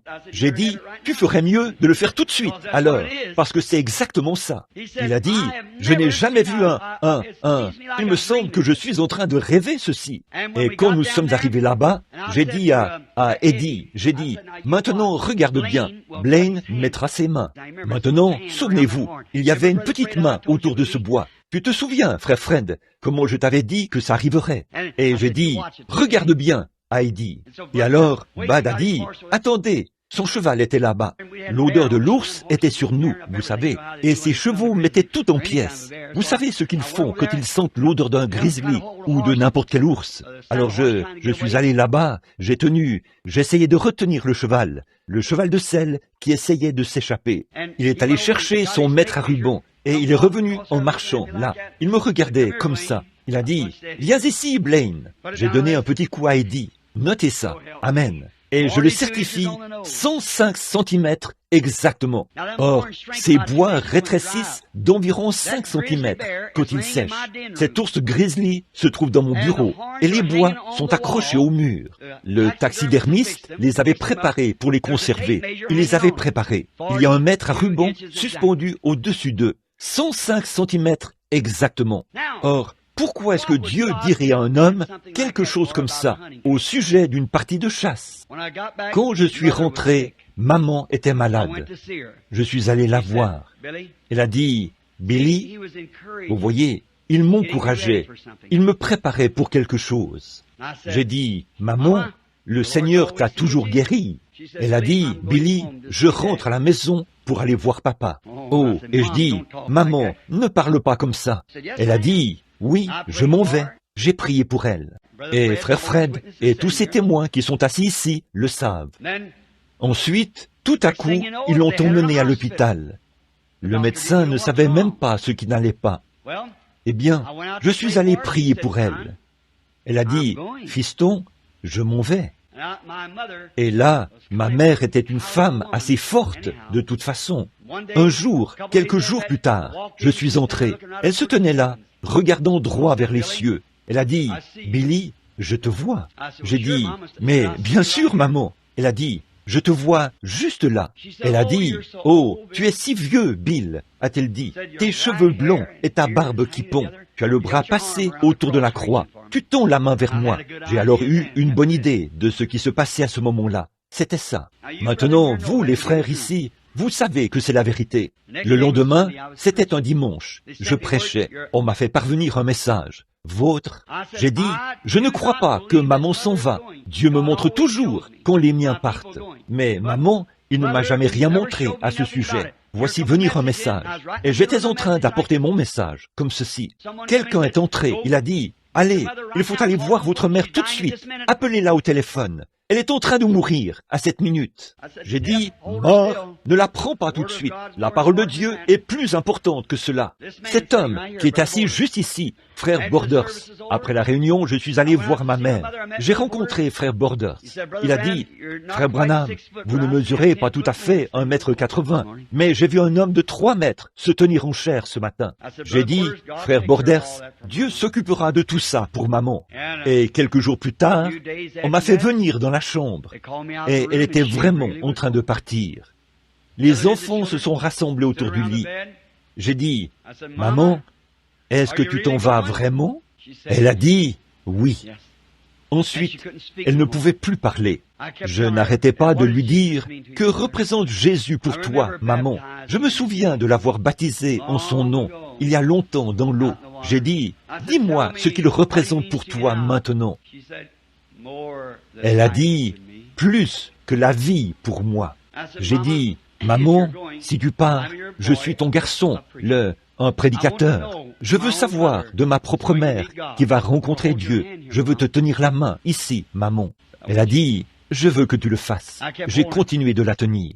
Elle ne pouvait pas parler. On aurait dit que son visage était en train de paralyser. J'ai dit, tu ne peux plus parler, maman. Elle ne pouvait pas faire. J'ai dit, écoute, est-ce que Jésus est toujours le même pour toi? Elle pouvait hocher la tête. Puis, elle en est arrivée au point où elle ne pouvait plus hocher la tête. J'ai dit, maman, est-ce que Jésus est tout pour toi maintenant? Il vient te chercher dans une minute. Tout pour toi? Elle ne pouvait pas bouger. J'ai dit, Maman, tu n'as qu'une chose, je vois que tu clignes des yeux. Si Jésus est toujours pour toi, ce qu'il a toujours été, le jour où je t'ai baptisé dans l'eau, cligne des yeux très rapidement. Elle a cligné des yeux, et les larmes coulaient, comme ça. Et un petit vent est venu, il a balayé la pièce. Maman est rentrée à la maison. Je suis retourné chez moi. Je suis allé au salon funéraire. J'ai choisi les vêtements. Oh, vous savez ce que c'est. Vous avez dû faire la même chose. Les enfants pleuraient tous, l'un à un endroit et l'un à un autre. J'ai dit, maman était le poteau d'attache. Nous ne serons plus jamais les mêmes. Doc et sa famille dans ce coin-ci, Jesse et sa famille dans ce coin-là. Nous venons d'enterrer Howard dernièrement. J'ai dit, eh bien, c'est fini pour nous, les gars. J'ai dit, nous n'irons pas nous voir les uns les autres. Maman était notre poteau d'attache. J'ai dit, nous ne nous verrons plus beaucoup maintenant. Je suis rentré à la maison le soir, après que nous avons choisi ces vêtements. Je suis rentré chez moi. Madame D'Amico, est-ce que quelqu'un la connaît? De Chicago. Elle aime beaucoup les campagnes. Elle m'avait donné une Bible. Excusez-moi. Et c'était une de ces Bibles avec les lettres rouges et avec une fermeture éclair. Et quelqu'un, quand j'ai prêché ce sermon, l'agneau et la colombe, il m'avait envoyé 2 colombes comme marque-page. Un autre de mes frère Norman, m'avait envoyé une petite colombe et un agneau. Mon frère Borders m'avait donné l'agneau. J'ai pris la Bible. Meda était là, dans un coin, en train de pleurer. Et vous savez tous, vous les hommes d'affaires ici, quand j'étais en Jamaïque, j'ai vu ma belle-mère. Je vous l'ai dit autour de la table, là-bas en Jamaïque. J'ai dit, quelqu'un des miens est en train de mourir. Quelqu'un qui n'a pas de dents. Je le vois s'en aller. Juste là, autour de la table, Demos Shakarian et tous les autres étaient assis là. Quelques heures plus tard, ma belle-mère est presque tombée morte. Une fois, voyez, elle n'avait plus de dents, exactement. J'ai dit, j'ai vu un jeune homme cracher du sang. J'ai appelé, j'ai dit, ne laisse pas Billy. Y a-t-il quelqu'un ici qui a assisté à la réunion au Jamaïque, là-bas, en Jamaïque, à Kingston? Je ne peux pas voir. Oui, il y en a 2. Et donc, j'ai dit, ça doit, Billy ne va pas là-bas. J'ai vu un jeune homme cracher du sang. Et c'était mon beau-frère. Il a eu une hémorragie quand sa mère est morte. Ça lui a vraiment fait un choc. Alors, j'étais là ce jour-là. J'ai pris cette Bible. J'ai dit, Père, je ne sais pas. Peut-être juste dans ton amour, tu ne m'as pas montré qu'elle partait. Mais je suis tellement abattu. Oh Dieu, veux-tu simplement me donner une parole de réconfort tirée de ta parole? J'ai dit que je lise quelque chose qui est un réconfort, qui me réconforte. J'ai simplement laissé la Bible s'ouvrir comme ça. Voilà, c'était là, en grandes lettres rouges. Elle n'est pas morte, mais elle dort. Et je suis allé dans la chambre. Nous nous sommes endormis. Vers 8 heures, le lendemain matin, je me suis levé. Ils allaient préparer le corps vers midi, afin que nous puissions aller la voir. Meda est sortie pour préparer le petit déjeuner des enfants. Et le petit Joe pleurait. Becky, dans un coin, elle continue à pleurer. Est-ce que je reverrai un jour grand-maman? J'ai dit, oui. Tu la verras. Elle est juste de l'autre côté. Elle est allée en haut. J'ai dit, elle, nous la reverrons. Et elle aimait ces petits-enfants-là, vous savez. Et donc, ils pleuraient tous. Est-ce que nous pouvons voir grand-maman cet après-midi? J'ai dit, vous pouvez voir le corps dans lequel elle vivait. Mais grand-maman est partie pour être avec votre autre grand-mère. Elles sont là-haut, au ciel. Et Joe ne pouvait pas comprendre, mon petit garçon, vous savez. Il n'arrivait tout simplement pas à comprendre. Il a dit, alors, est-ce que grand-maman reviendra ce soir? Et j'ai dit, non, je ne sais pas quand elle reviendra. Quand Jésus viendra, elle reviendra.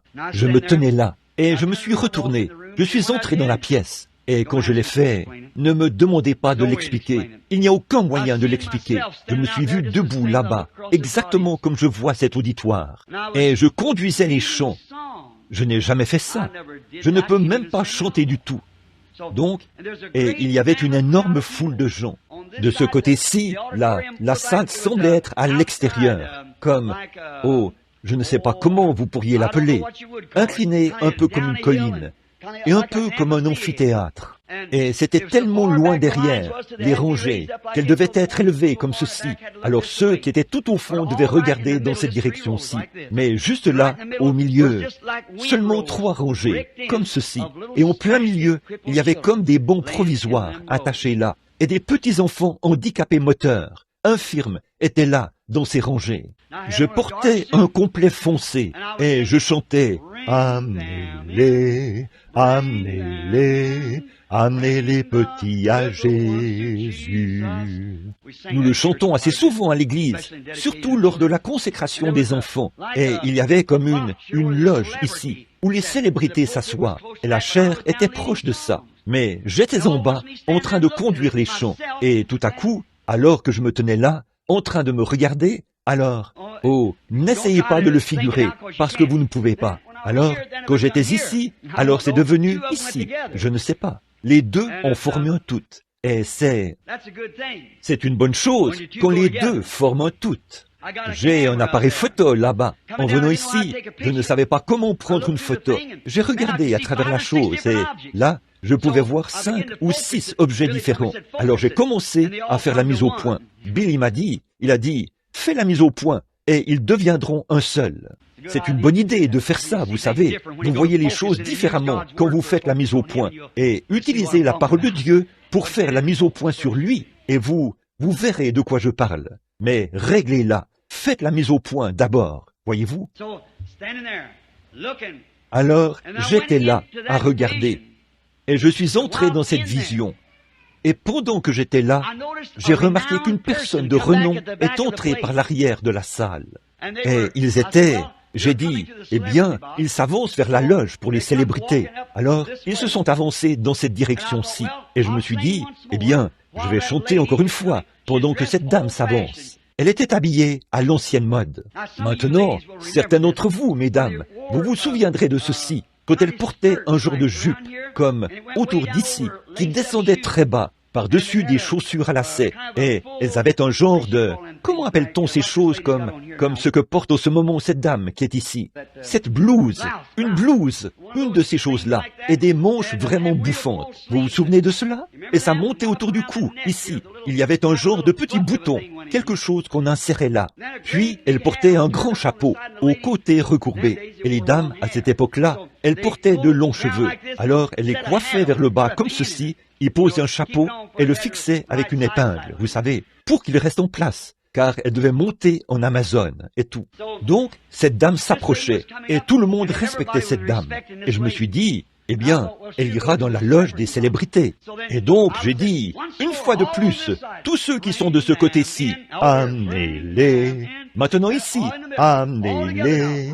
Maintenant tous ceux au milieu, tous ensemble maintenant. Amenez les petits à Jésus. Juste au moment où j'ai dit cela, cette dame était déjà entrée dans la loge. J'ai pu voir, quand elle est entrée dans la loge, que tout le monde s'est levé. Et il faisait un peu comme ceci. Il la saluait et elle les saluait. Je me suis dit, eh bien, c'est le moment maintenant pour moi de prêcher. Je vais aller prier pour ces malades. Je suis monté ici à la chaire, comme ceci. Et la loge était là, aussi près que ce frère, assis ici. Et je me suis retourné comme ceci. Je me suis dit, eh bien, maintenant, cette dame inclinera la tête devant moi. Alors je la saluerai. Donc, quand je me suis retourné, elle avait déjà la tête baissée, comme ceci. Je baissais la tête, comme ceci. Et quand j'ai levé la tête, en même temps qu'elle, c'était maman, jeune, jolie. Je l'ai regardée, j'ai dit, maman. Elle a dit, Billy. Et juste à ce moment-là, les éclairs se sont mis à briller dans le bâtiment, les tonnerres ont grondé, et il y a eu une secousse. Et une voix a dit, ne crains point pour ta mère. Il a dit, elle est comme elle était en 1906. Et j'ai dit, quoi? 1906? Et Méda a dit, qu'est-ce qui te prend, ma femme? J'ai dit, chérie, 1906, c'était quoi, 1906? Elle a dit, pourquoi? J'ai dit, une vision. J'ai vu maman se tenir juste ici. Elle a dit, tu as vu quoi? J'ai dit, j'ai vu maman. Elle a dit, c'est sûr, Bill? J'ai dit, oui. Elle se tenait ici même. Et elle était jolie. Et il a dit, j'ai dit, elle n'était qu'une jeune femme. Alors, je suis allé chercher le vieux registre de famille. Savez-vous ce qu'elle était en 1906? L'épouse de mon père. C'est l'année où elle s'est mariée. Maintenant, elle fait partie d'une autre épouse, l'épouse du Seigneur Jésus. Quelqu'un de quelque part m'a envoyé une pièce de 5 cents. Je l'ai ici dans ma poche. 1906. Et lui, le Saint-Esprit, quand il sera venu, il vous révélera ces choses que j'ai dites et vous annoncera les choses à venir. Maintenant, qu'est-ce que c'est? Le voyage de chasse ne faisait que me préparer, vous voyez, l'un des meilleurs voyages que j'ai jamais fait. Sachant cela, ce grand choc, c'était de l'amour. Et frères, sœurs, si toutes ces autres visions ont été parfaitement justes, ce que le Saint-Esprit a montré, il faut que ce soit le Saint-Esprit. La Bible dit que si cela s'accomplit, alors c'était lui. Alors, quelle espérance nous avons! Un jour, nous allons quitter cet endroit. Nous redeviendrons un jeune homme et une jeune femme. Et nous n'allons plus jamais mourir. Je préférerais savoir ça plutôt que de savoir que je serai un président du monde et que je vivrai pendant 1 million d'années. Je préférerais savoir que je suis dans la main de Dieu. Et je suis heureux de savoir ce soir que ce même Jésus qui a fait cette déclaration, il est ici, après 2000 ans. Vous voyez, cela ne peut pas périr. C'est éternel. Et il est exactement le même Jésus ce soir. Il était le jour où il a fait cette déclaration. Et il confirmera toujours cette parole, si nous la croyons. Croyez-vous cela? Quand lui, le Saint-Esprit, sera venu, il ne parlera pas de lui-même, mais il prendra les choses, ce qui est à moi. C'est la parole. Et il vous les annoncera. Et alors, il vous annoncera aussi les choses à venir. Dans l'Épître aux Hébreux, au chapitre 4, la Bible dit, la parole de Dieu est plus tranchante. Or, qui était la parole? Jésus. Au commencement était la parole, et la parole était avec Dieu, et la parole était Dieu. La parole a été faite chair, elle habite. La parole de Dieu est plus tranchante qu'une épée quelconque à 2 tranchants, pénétrante jusqu'à partager et à la moelle des os. Elle discerne les pensées du cœur. Voilà notre Dieu. Nous ne sommes pas perdus, mes amis. Nous sommes encore dans la grâce de Dieu.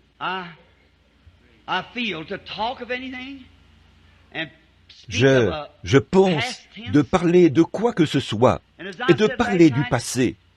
Et comme je l'ai dit hier soir, alors que ses disciples essayaient de vivre de la réunion qu'ils avaient eue la veille, ils attendaient avec impatience une autre réunion, mais ils ont oublié que le Créateur même du vent et des vagues se trouvait dans la barque. Le Dieu qui était là-haut, dans ces montagnes, pour y mettre ce grizzly argenté, selon sa parole, ce grizzly qui repose là sur le sol, comme preuve.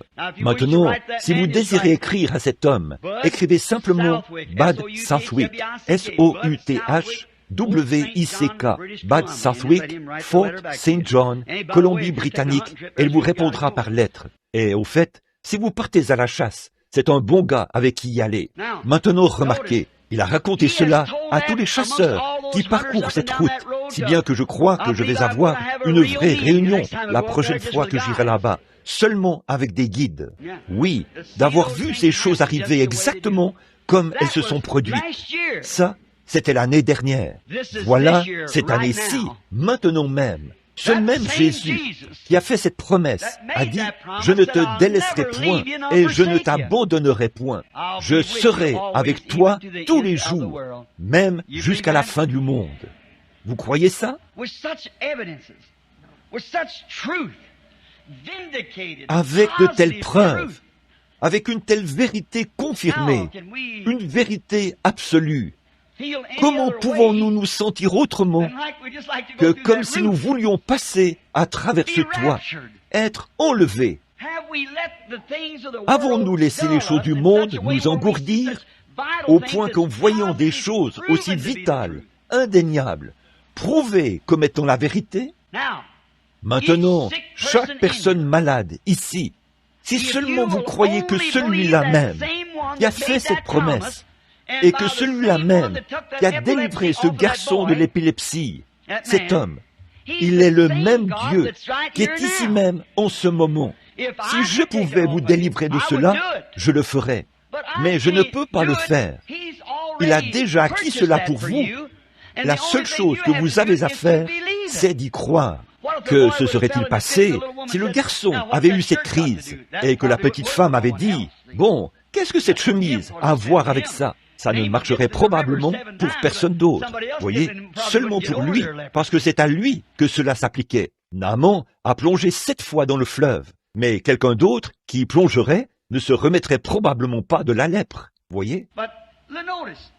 Mais remarquez, ce qu'il dit est la vérité, une vérité confirmée et parfaite. Maintenant, il se fait tard, même pour former une ligne de prière. Arrêtons cela un instant. Réfléchissons. Est-ce là ce que Dieu a promis? Ce serait le véritable Saint-Esprit qui ferait cela, pas vrai? Eh bien, qui dirait qu'il n'était pas le Saint-Esprit? Il l'était. Moi et mon Père, nous sommes un. Le Saint-Esprit était son Père. Elle enfantera. Ce Saint-Enfant qui était conçu en elle vient du Saint-Esprit. Donc, le Saint-Esprit et Dieu, c'est un seul et même esprit, et il était en lui. Et regardez bien ce qu'il a fait. Quand une femme a touché son vêtement, quand il a regardé l'auditoire, et qu'il a perçu leurs pensées, la parole ne dit-elle pas ceci? La parole de Dieu est plus tranchante qu'une épée à 2 tranchants. Elle discerne les pensées du cœur. Ne promet-il pas dans Jean 12 ou dans Jean 14, 12 que celui qui croit en moi fera aussi les œuvres que je fais? Ou est-ce que ces choses ont déjà failli, qui était la vérité? Alors, Dieu est ici. Il est ici pour rétablir chaque personne ici. Il est ici pour sauver chaque âme perdue. Et avant de faire un appel à l'autel, comme je me sens conduit à le faire, voyez, faire cet appel à l'autel, invoquons-le.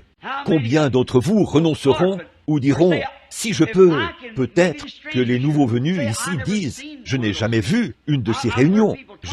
J'ai entendu des gens parler de ces choses, mais moi, je n'ai jamais vu cela. Cela m'encouragerait si je pouvais voir la présence même de Christ descendre parmi les gens et faire les mêmes choses que lui a faites. Cela vous encouragerait-il? Courbons la tête. Un mot. Tous les yeux fermés. Maintenant, que l'Esprit qui suit la parole. Maintenant, Père, j'ai fait tout mon possible. Tu connais mon cœur. Je sais que ces gens souffrent par cette chaleur et qu'ils sont entassés, debout, mais ils ont été très patients. Je peux imaginer que c'était le même genre de foule qui s'est tenue sur la rive ce jour-là et qui t'a entendu parler de la barque. Et alors tu leur as dit, avancez en pleine eau et jetez vos filets pour pêcher, non pas pour voir s'il y en avait là. Les poissons étaient là. Et ces paroles remarquables de cet apôtre qui a dit, Seigneur, nous avons pêché à la Seine toute la nuit sans rien prendre, mais sur ta parole, nous allons jeter le filet.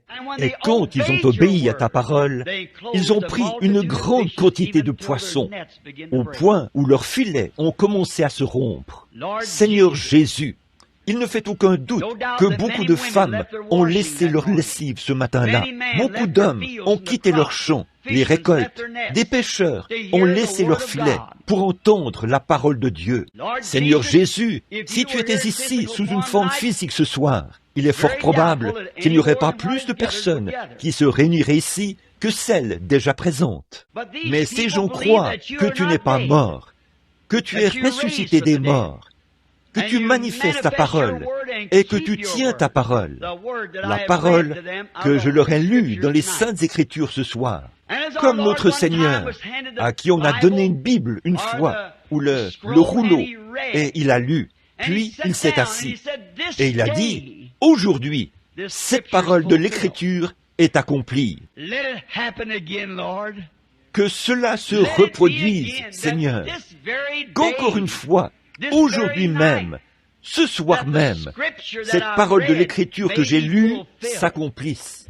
Et nous avons tous enseigné tout au long de la semaine que c'était la chose même qui devait prouver que c'est le temps de la fin. Et alors nos cœurs repartiront heureux. Il y a peut-être beaucoup de gens ici, Seigneur, à qui tu parles. Aide-nous ce soir à connaître ta parole confirmée comme étant la vérité. Accorde-le, Père. Et pendant que nous avons la tête inclinée, juste pour avoir un aperçu, pour m'apaiser après avoir prêché, combien d'entre vous ici ne sont pas vraiment des chrétiens nés de nouveau? Or, vous allez peut-être à l'église, mais ce n'est pas ce que je demande. Vous êtes, si vous n'êtes pas un chrétien né de nouveau, mais que vous croyez qu'il y a un Jésus vivant, un vrai Saint-Esprit, et vous aimeriez qu'il se souvienne de vous maintenant, voulez-vous simplement, pendant que toutes les têtes sont inclinées maintenant, et que les yeux sont fermés, lever simplement la main vers lui? Seigneur, souviens-toi de moi. Que Dieu vous bénisse. Que Dieu vous bénisse. Vous, que Dieu vous bénisse. Que Dieu vous bénisse. C'est très bien. Y en a-t-il d'autres? Or, nous ne sommes pas très nombreux. Mais savez-vous que ce sont les gens du monde qui cherchent les grandes choses et les grandes foules? Comme nous le disions hier soir, c'est juste la petite voix tranquille qui a attiré le prophète pour qu'il s'avance, le visage voilé. Maintenant, ayez foi en Dieu. Mon frère, ma sœur, ayez foi en Dieu.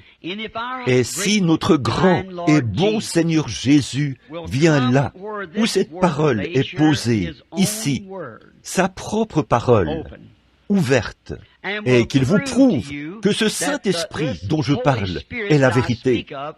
Il se peut que vous ayez été dans la confusion bien des fois, au sujet de bien des choses, mais cela ne fait que montrer qu'il y a un réel quelque part.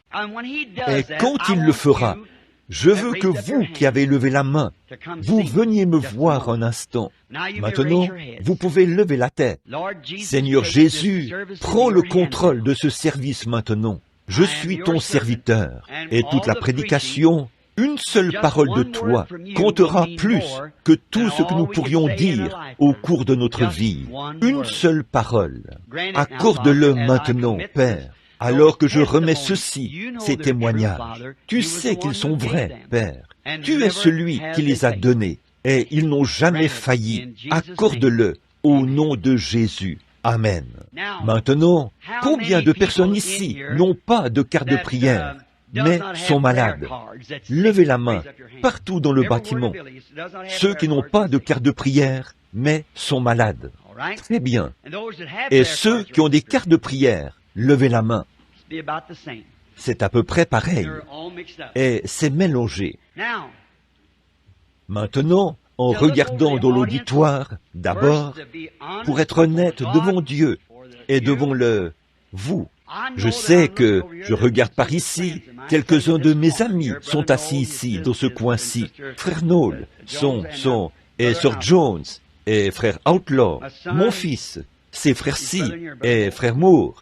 Je ne connais pas ce frère Si, mais je l'ai vu dans les réunions, les quelques dernières fois. Je n'arrive pas à me rappeler le nom de ce frère Si, mais je le connais de vue. La sœur, juste ici, Sir Williams, Sir Charit, assise au coin.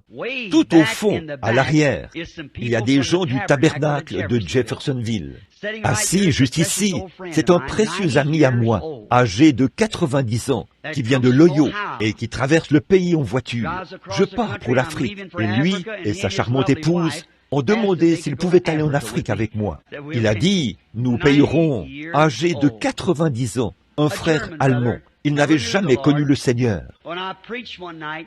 Quand j'ai prêché un soir, il est entré, vêtu de ses beaux vêtements, pour se faire baptiser. 90 ans. À part, je crois, voici frère Waldrop et sœur Waldrop, assis là. Bon, ça, c'est à peu près tout. Et frère Borders, bon, c'est à peu près tout. Maintenant, je dis leur nom. Maintenant, si vous, qui me connaissez bien, ne priez pas, voyez, priez pour moi. Voyez, mais je veux que vous qui ne me connaissez pas et qui savez que je ne vous connais pas, je veux que vous disiez dans votre cœur, Seigneur Jésus, j'ai entendu parler de ceci. Ce soir, j'ai entendu ce prédicateur lire ceci dans la Bible. J'ai entendu ces témoignages et j'ai entendu des choses semblables. Vous savez, où plusieurs fois c'est arrivé. Sommes-nous vraiment si près de la fin, Seigneur? Sommes-nous vraiment si près? Souvenez-vous, quand ce signe a été fait à Sodome, la ville qui a brûlé, Jésus y a fait référence. Il a dit, ce qui arriva, c'est le dernier signe qu'ils ont reçu avant que la ville soit détruite. Et Jésus a dit que cela se reproduirait à la venue du Fils de l'homme. Maintenant, vous savez que c'est vrai, comme le Dieu en chair. Combien croient que c'est Dieu qui a parlé à Abraham? Oui, eh bien, la Bible dit Elohim. Alors c'est le grand créateur des cieux et de la terre, celui qui est entièrement suffisant. Il l'était.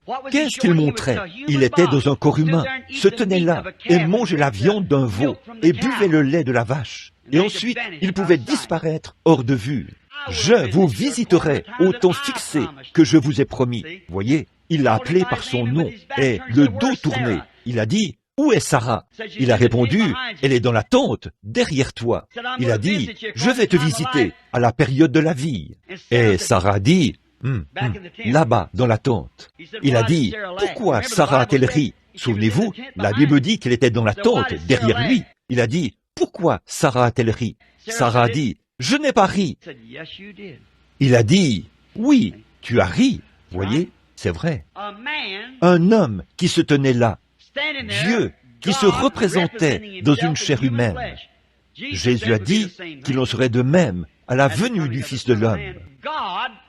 Dieu dans son Église, vous, moi, qui se représente. Or, il y avait une petite femme. Quand Dieu était en Christ, il avait pleinement l'Esprit. Il était Dieu. Je ne suis qu'un de ses serviteurs. Et vous n'êtes qu'un de ses serviteurs. Nous avons l'Esprit avec mesure. Il l'avait sans mesure. En lui habitait corporellement la plénitude de la divinité. En moi, il y a un petit don. Et en vous, il y a un don de lui. Mais peu importe combien c'est petit, c'est le même esprit. Or, si c'est l'Esprit de Dieu, il fera les œuvres de Dieu. Maintenant, priez et dites, Seigneur Jésus, une fois, une petite femme a touché son vêtement. Et nous disons, ici, dans le Nouveau Testament, il a dit dans Hébreux, il a dit, il est maintenant même un souverain sacrificateur qui peut compatir à nos faiblesses. Combien savent que c'est la Bible? Dites Amen. Bien sûr. Eh bien, il faut que ce soit vrai. Eh bien, s'il est le même hier, aujourd'hui et éternellement, comment vous répondrait-il? Comme il l'a fait hier, s'il est le même aujourd'hui. Maintenant, priez et dites, Seigneur Jésus, permets que je touche ton vêtement. Et puis, tu as donné à frère Branham un petit don pour nous encourager. Et il ne me connaît pas. Je suis assis tout au fond ici, et de ce côté-ci, et ici, et là où je suis assis. Il ne me connaît pas. Mais toi, tu me connais. Et fais que je vois ton grand esprit, Seigneur. Non pas qu'il faut que je le voie, mais simplement pour m'aider et m'encourager, moi et les autres, parce que nous avons lu la parole. Permets-moi de toucher ton vêtement et que tu répondes aussitôt. Que je sois utilisé ce soir, Seigneur, dans ce but. Cela montrera à tout l'auditoire que tu es toujours vivant. Ce serait merveilleux s'il faisait ça. Maintenant, faites une petite prière, vous-même, silencieusement. Dites, Seigneur, permets que je touche ton vêtement. Et je vais m'abandonner à l'Esprit. Et puisse le Saint-Esprit faire le reste. Car là, j'ai parlé, j'ai rendu témoignage, mais maintenant, je ne peux rien faire de plus. Je suis au bout de ma route. Just watch the audience to see if I have to see it, you understand that.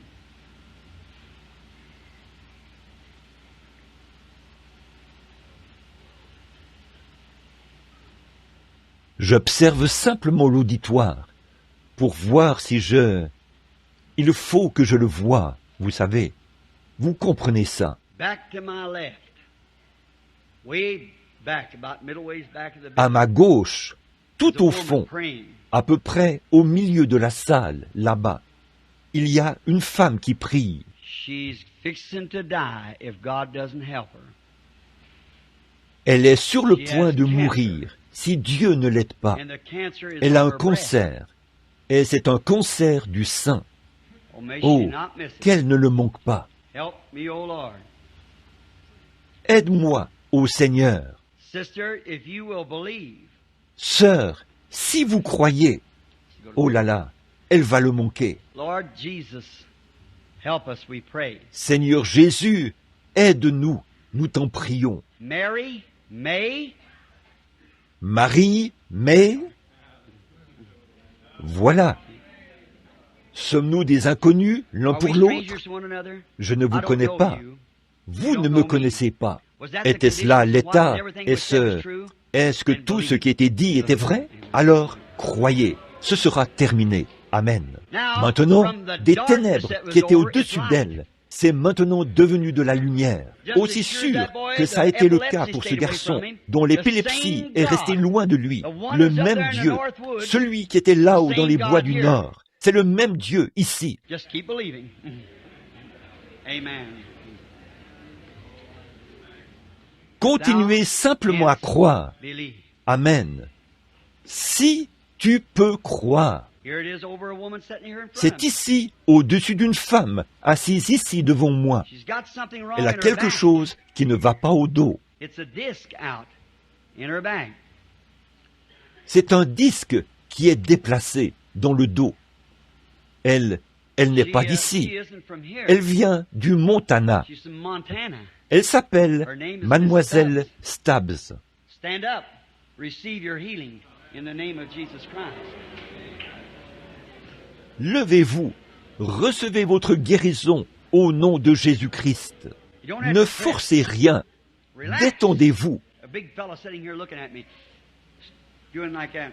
Un grand gaillard qui est assis ici, qui me regarde, qui bouge comme ça. Croyez, You get well. vous vous rétablirez. Got nervous trouble. Vous avez une Believe it. maladie God will make you nerveuse. well. Si vous le croyez, Dieu vous rétablira. The lady of female trouble. Believe it, and you can get well. La dame qui a Go des back troubles gynécologiques, croyez-le, et vous pourrez vous Faith in rétablir. God. Rentrez chez vous et ayez foi en Dieu. Why do I say go back home? Pourquoi ai-je dit de rentrer chez vous? Il vous faudrait retourner au Nouveau-Mexique pour vous y rendre. Monsieur et Madame Watkins, maintenant vous savez que je ne vous connais pas. Amen. La dame qui est juste derrière vous, qui a un ulcère à la jambe, Mademoiselle Brown, croyez-vous que Dieu va vous guérir? Vous avez l'air vraiment enthousiaste. Maintenant, vous savez que je ne vous ai jamais vu de ma vie. On the left leg. Now you believe with all your heart, you'll get well. Sur la jambe gauche, maintenant, croyez de tout votre cœur. Vous vous rétablirez. Une dame qui essaie de bouger, et elle a de l'arthrite. Ça entrave ses mouvements terriblement. Madame Fairhead, croyez de tout votre cœur, et vous vous rétablirez. Bon, vous savez que je ne vous ai jamais vu de ma vie, que... Oh, Amen, oui. Croyez-vous de tout votre cœur maintenant? Now what will he do? Maintenant, qu'est-ce qu'il va faire? Il prendra les choses que je vous ai dites et vous les annoncera. Et alors, il vous annoncera les choses à venir. Vous voyez ce que je veux dire? Croyez-vous en lui? Maintenant, courbons la tête de nouveau. Maintenant, vous qui savez que si vous quittiez cette vie ce soir, que vous ne seriez pas, vous seriez fichu. Vous n'êtes pas né de nouveau. Si un homme ne naît de nouveau, il ne peut même pas voir le royaume. Pourquoi ne vous avancez-vous pas ici? Tenez-vous ici et laissez-nous prier pour vous, ici même, dans un instant. Voulez-vous vous avancer maintenant même dans la présence de cet esprit? Vous ne verrez jamais quelque chose de plus grand arriver jusqu'à ce que vous voyez la venue du Seigneur. Maintenant, souvenez-vous-en. Sûrement que je sais de quoi je parle. Sinon, il n'accorderait pas le ministère. Ne laissez pas cela passer à côté de vous maintenant. Êtes-vous sincère? Voudriez-vous venir? Si ce n'est pas le cas, alors c'est entre vous et Dieu. Je suis innocent, je suis pur de tout sang, parce que je vous ai dit la vérité. Je vous ai prêché la parole. Je vous ai dit ce qu'il était. Et quand il est venu, il a prouvé ce qu'il était alors. Et il me permet de prouver ce qu'il est maintenant. Il est le même qu'il était à l'époque. Vous le croyez? Donc, combien y a-t-il de malades ici? Alors, d'autres qui sont malades ici. Levez la main. Maintenant, imposez-vous les mains les uns aux autres et prions la prière de la foi pour vous. Maintenant, je veux vous demander quelque chose, doucement. Si Dieu peut venir et opérer ce miracle, un miracle, c'est quelque chose qui ne s'explique pas. Maintenant, si vous désirez interroger n'importe laquelle de ces personnes, allez les interroger, n'importe quand ou n'importe où. Voyez? Souvenez-vous, c'est Dieu. Ça, ici, ce ne sont que des visions amateurs. Qu'est-ce qui fait ça? C'est vous, vous-même. C'est vous qui faites ça. Vous voyez, quand cette femme a touché son vêtement, il a dit, une force est sortie de moi. Mais quand le Père lui a montré les choses au sujet de Lazare, et qu'il est parti et est revenu, et qu'il a ressuscité Lazare d'entre les morts, il n'a jamais dit de la force. C'était Dieu qui utilisait son propre don. Et l'autre, c'était une femme qui utilisait le don de Dieu. Je ne suis pas le don de Dieu. Jésus-Christ est le don de Dieu. C'est juste un don qu'il m'a donné. Je suis né comme ça. Le subconscient et le conscient, la première conscience, sont ensemble. On ne s'endort pas, on le voit. C'est tout. Le Saint-Esprit vient sur le subconscient, tout comme il le fait sur la première conscience. Si cela venait sur votre subconscient, vous auriez un songe spirituel. Cela vient sur le mien. Je ne rêve pas. Je regarde simplement là et je vois la chose. Voyez? Et nous sommes nés. Vous ne pouvez pas vous faire différent de ce que vous êtes. Vous êtes nés comme ça. Voyez? Les dons et les appels sont sans repentir. Quel est le but de ces choses? Manifester Jésus-Christ. Il est le même hier, aujourd'hui et éternellement. Avec vos mains posées les uns sur les autres, j'espère que vous allez remettre votre cœur aux soins de Dieu maintenant même. Seigneur, sonde-moi. Suis-je devenu tellement engourdi par les choses du monde que je manque de voir cette grande heure qui passe? Vous savez, ça a toujours été comme ça. Cela est passé directement au milieu de l'Église et ils ne l'ont jamais su. Ça, c'est un fait historique. Ne laissez pas passer ça, mes amis. Voir une parole prouvée, maintes et maintes fois. Voir la parole de Dieu manifestée. Et la personne même de Jésus-Christ venir au milieu de ces gens et agir exactement comme il l'a fait auparavant. Père Céleste, je considère maintenant, Seigneur, que ta parole a été lue, le témoignage a été donné, le Saint-Esprit est descendu et a confirmé cette parole et le témoignage. Maintenant, c'est entre les mains des gens, Seigneur. La balle est dans leur camp. Il n'y a rien d'autre que je puisse dire. Et je ne connais rien d'autre que tu aurais écrit dans la parole, que tu ferais, parce que tu les as déjà guéris. C'est simplement pour les amener à le croire. Et toi, qui fais toutes ces choses, alors comment pourrions-nous douter plus longtemps? Comment pourrions-nous permettre à Satan d'engourdir encore notre conscience? Satan, je prononce cette guérison sur ces gens et je te dis, je t'adjure au nom du Seigneur Jésus-Christ, sors d'ici, sors au nom de Jésus-Christ et quitte ces gens. Maintenant, si vous le croyez, levez-vous. Vous croyez? Alors levez-vous et donnez gloire à Dieu. Levez-vous et croyez cela. N'en doutez plus. Au nom de Jésus-Christ, que le Saint-Esprit apporte la joie, la puissance, la résurrection, la vie à ces gens, Seigneur. Donnez-lui la louange en ce moment et bénissez son saint nom. Nous l'aimons, nous le louons, nous l'adorons, l'incomparable, l'éternel, le Fils du Dieu vivant. en son nom. Recevez-le. Il est ici. Amen.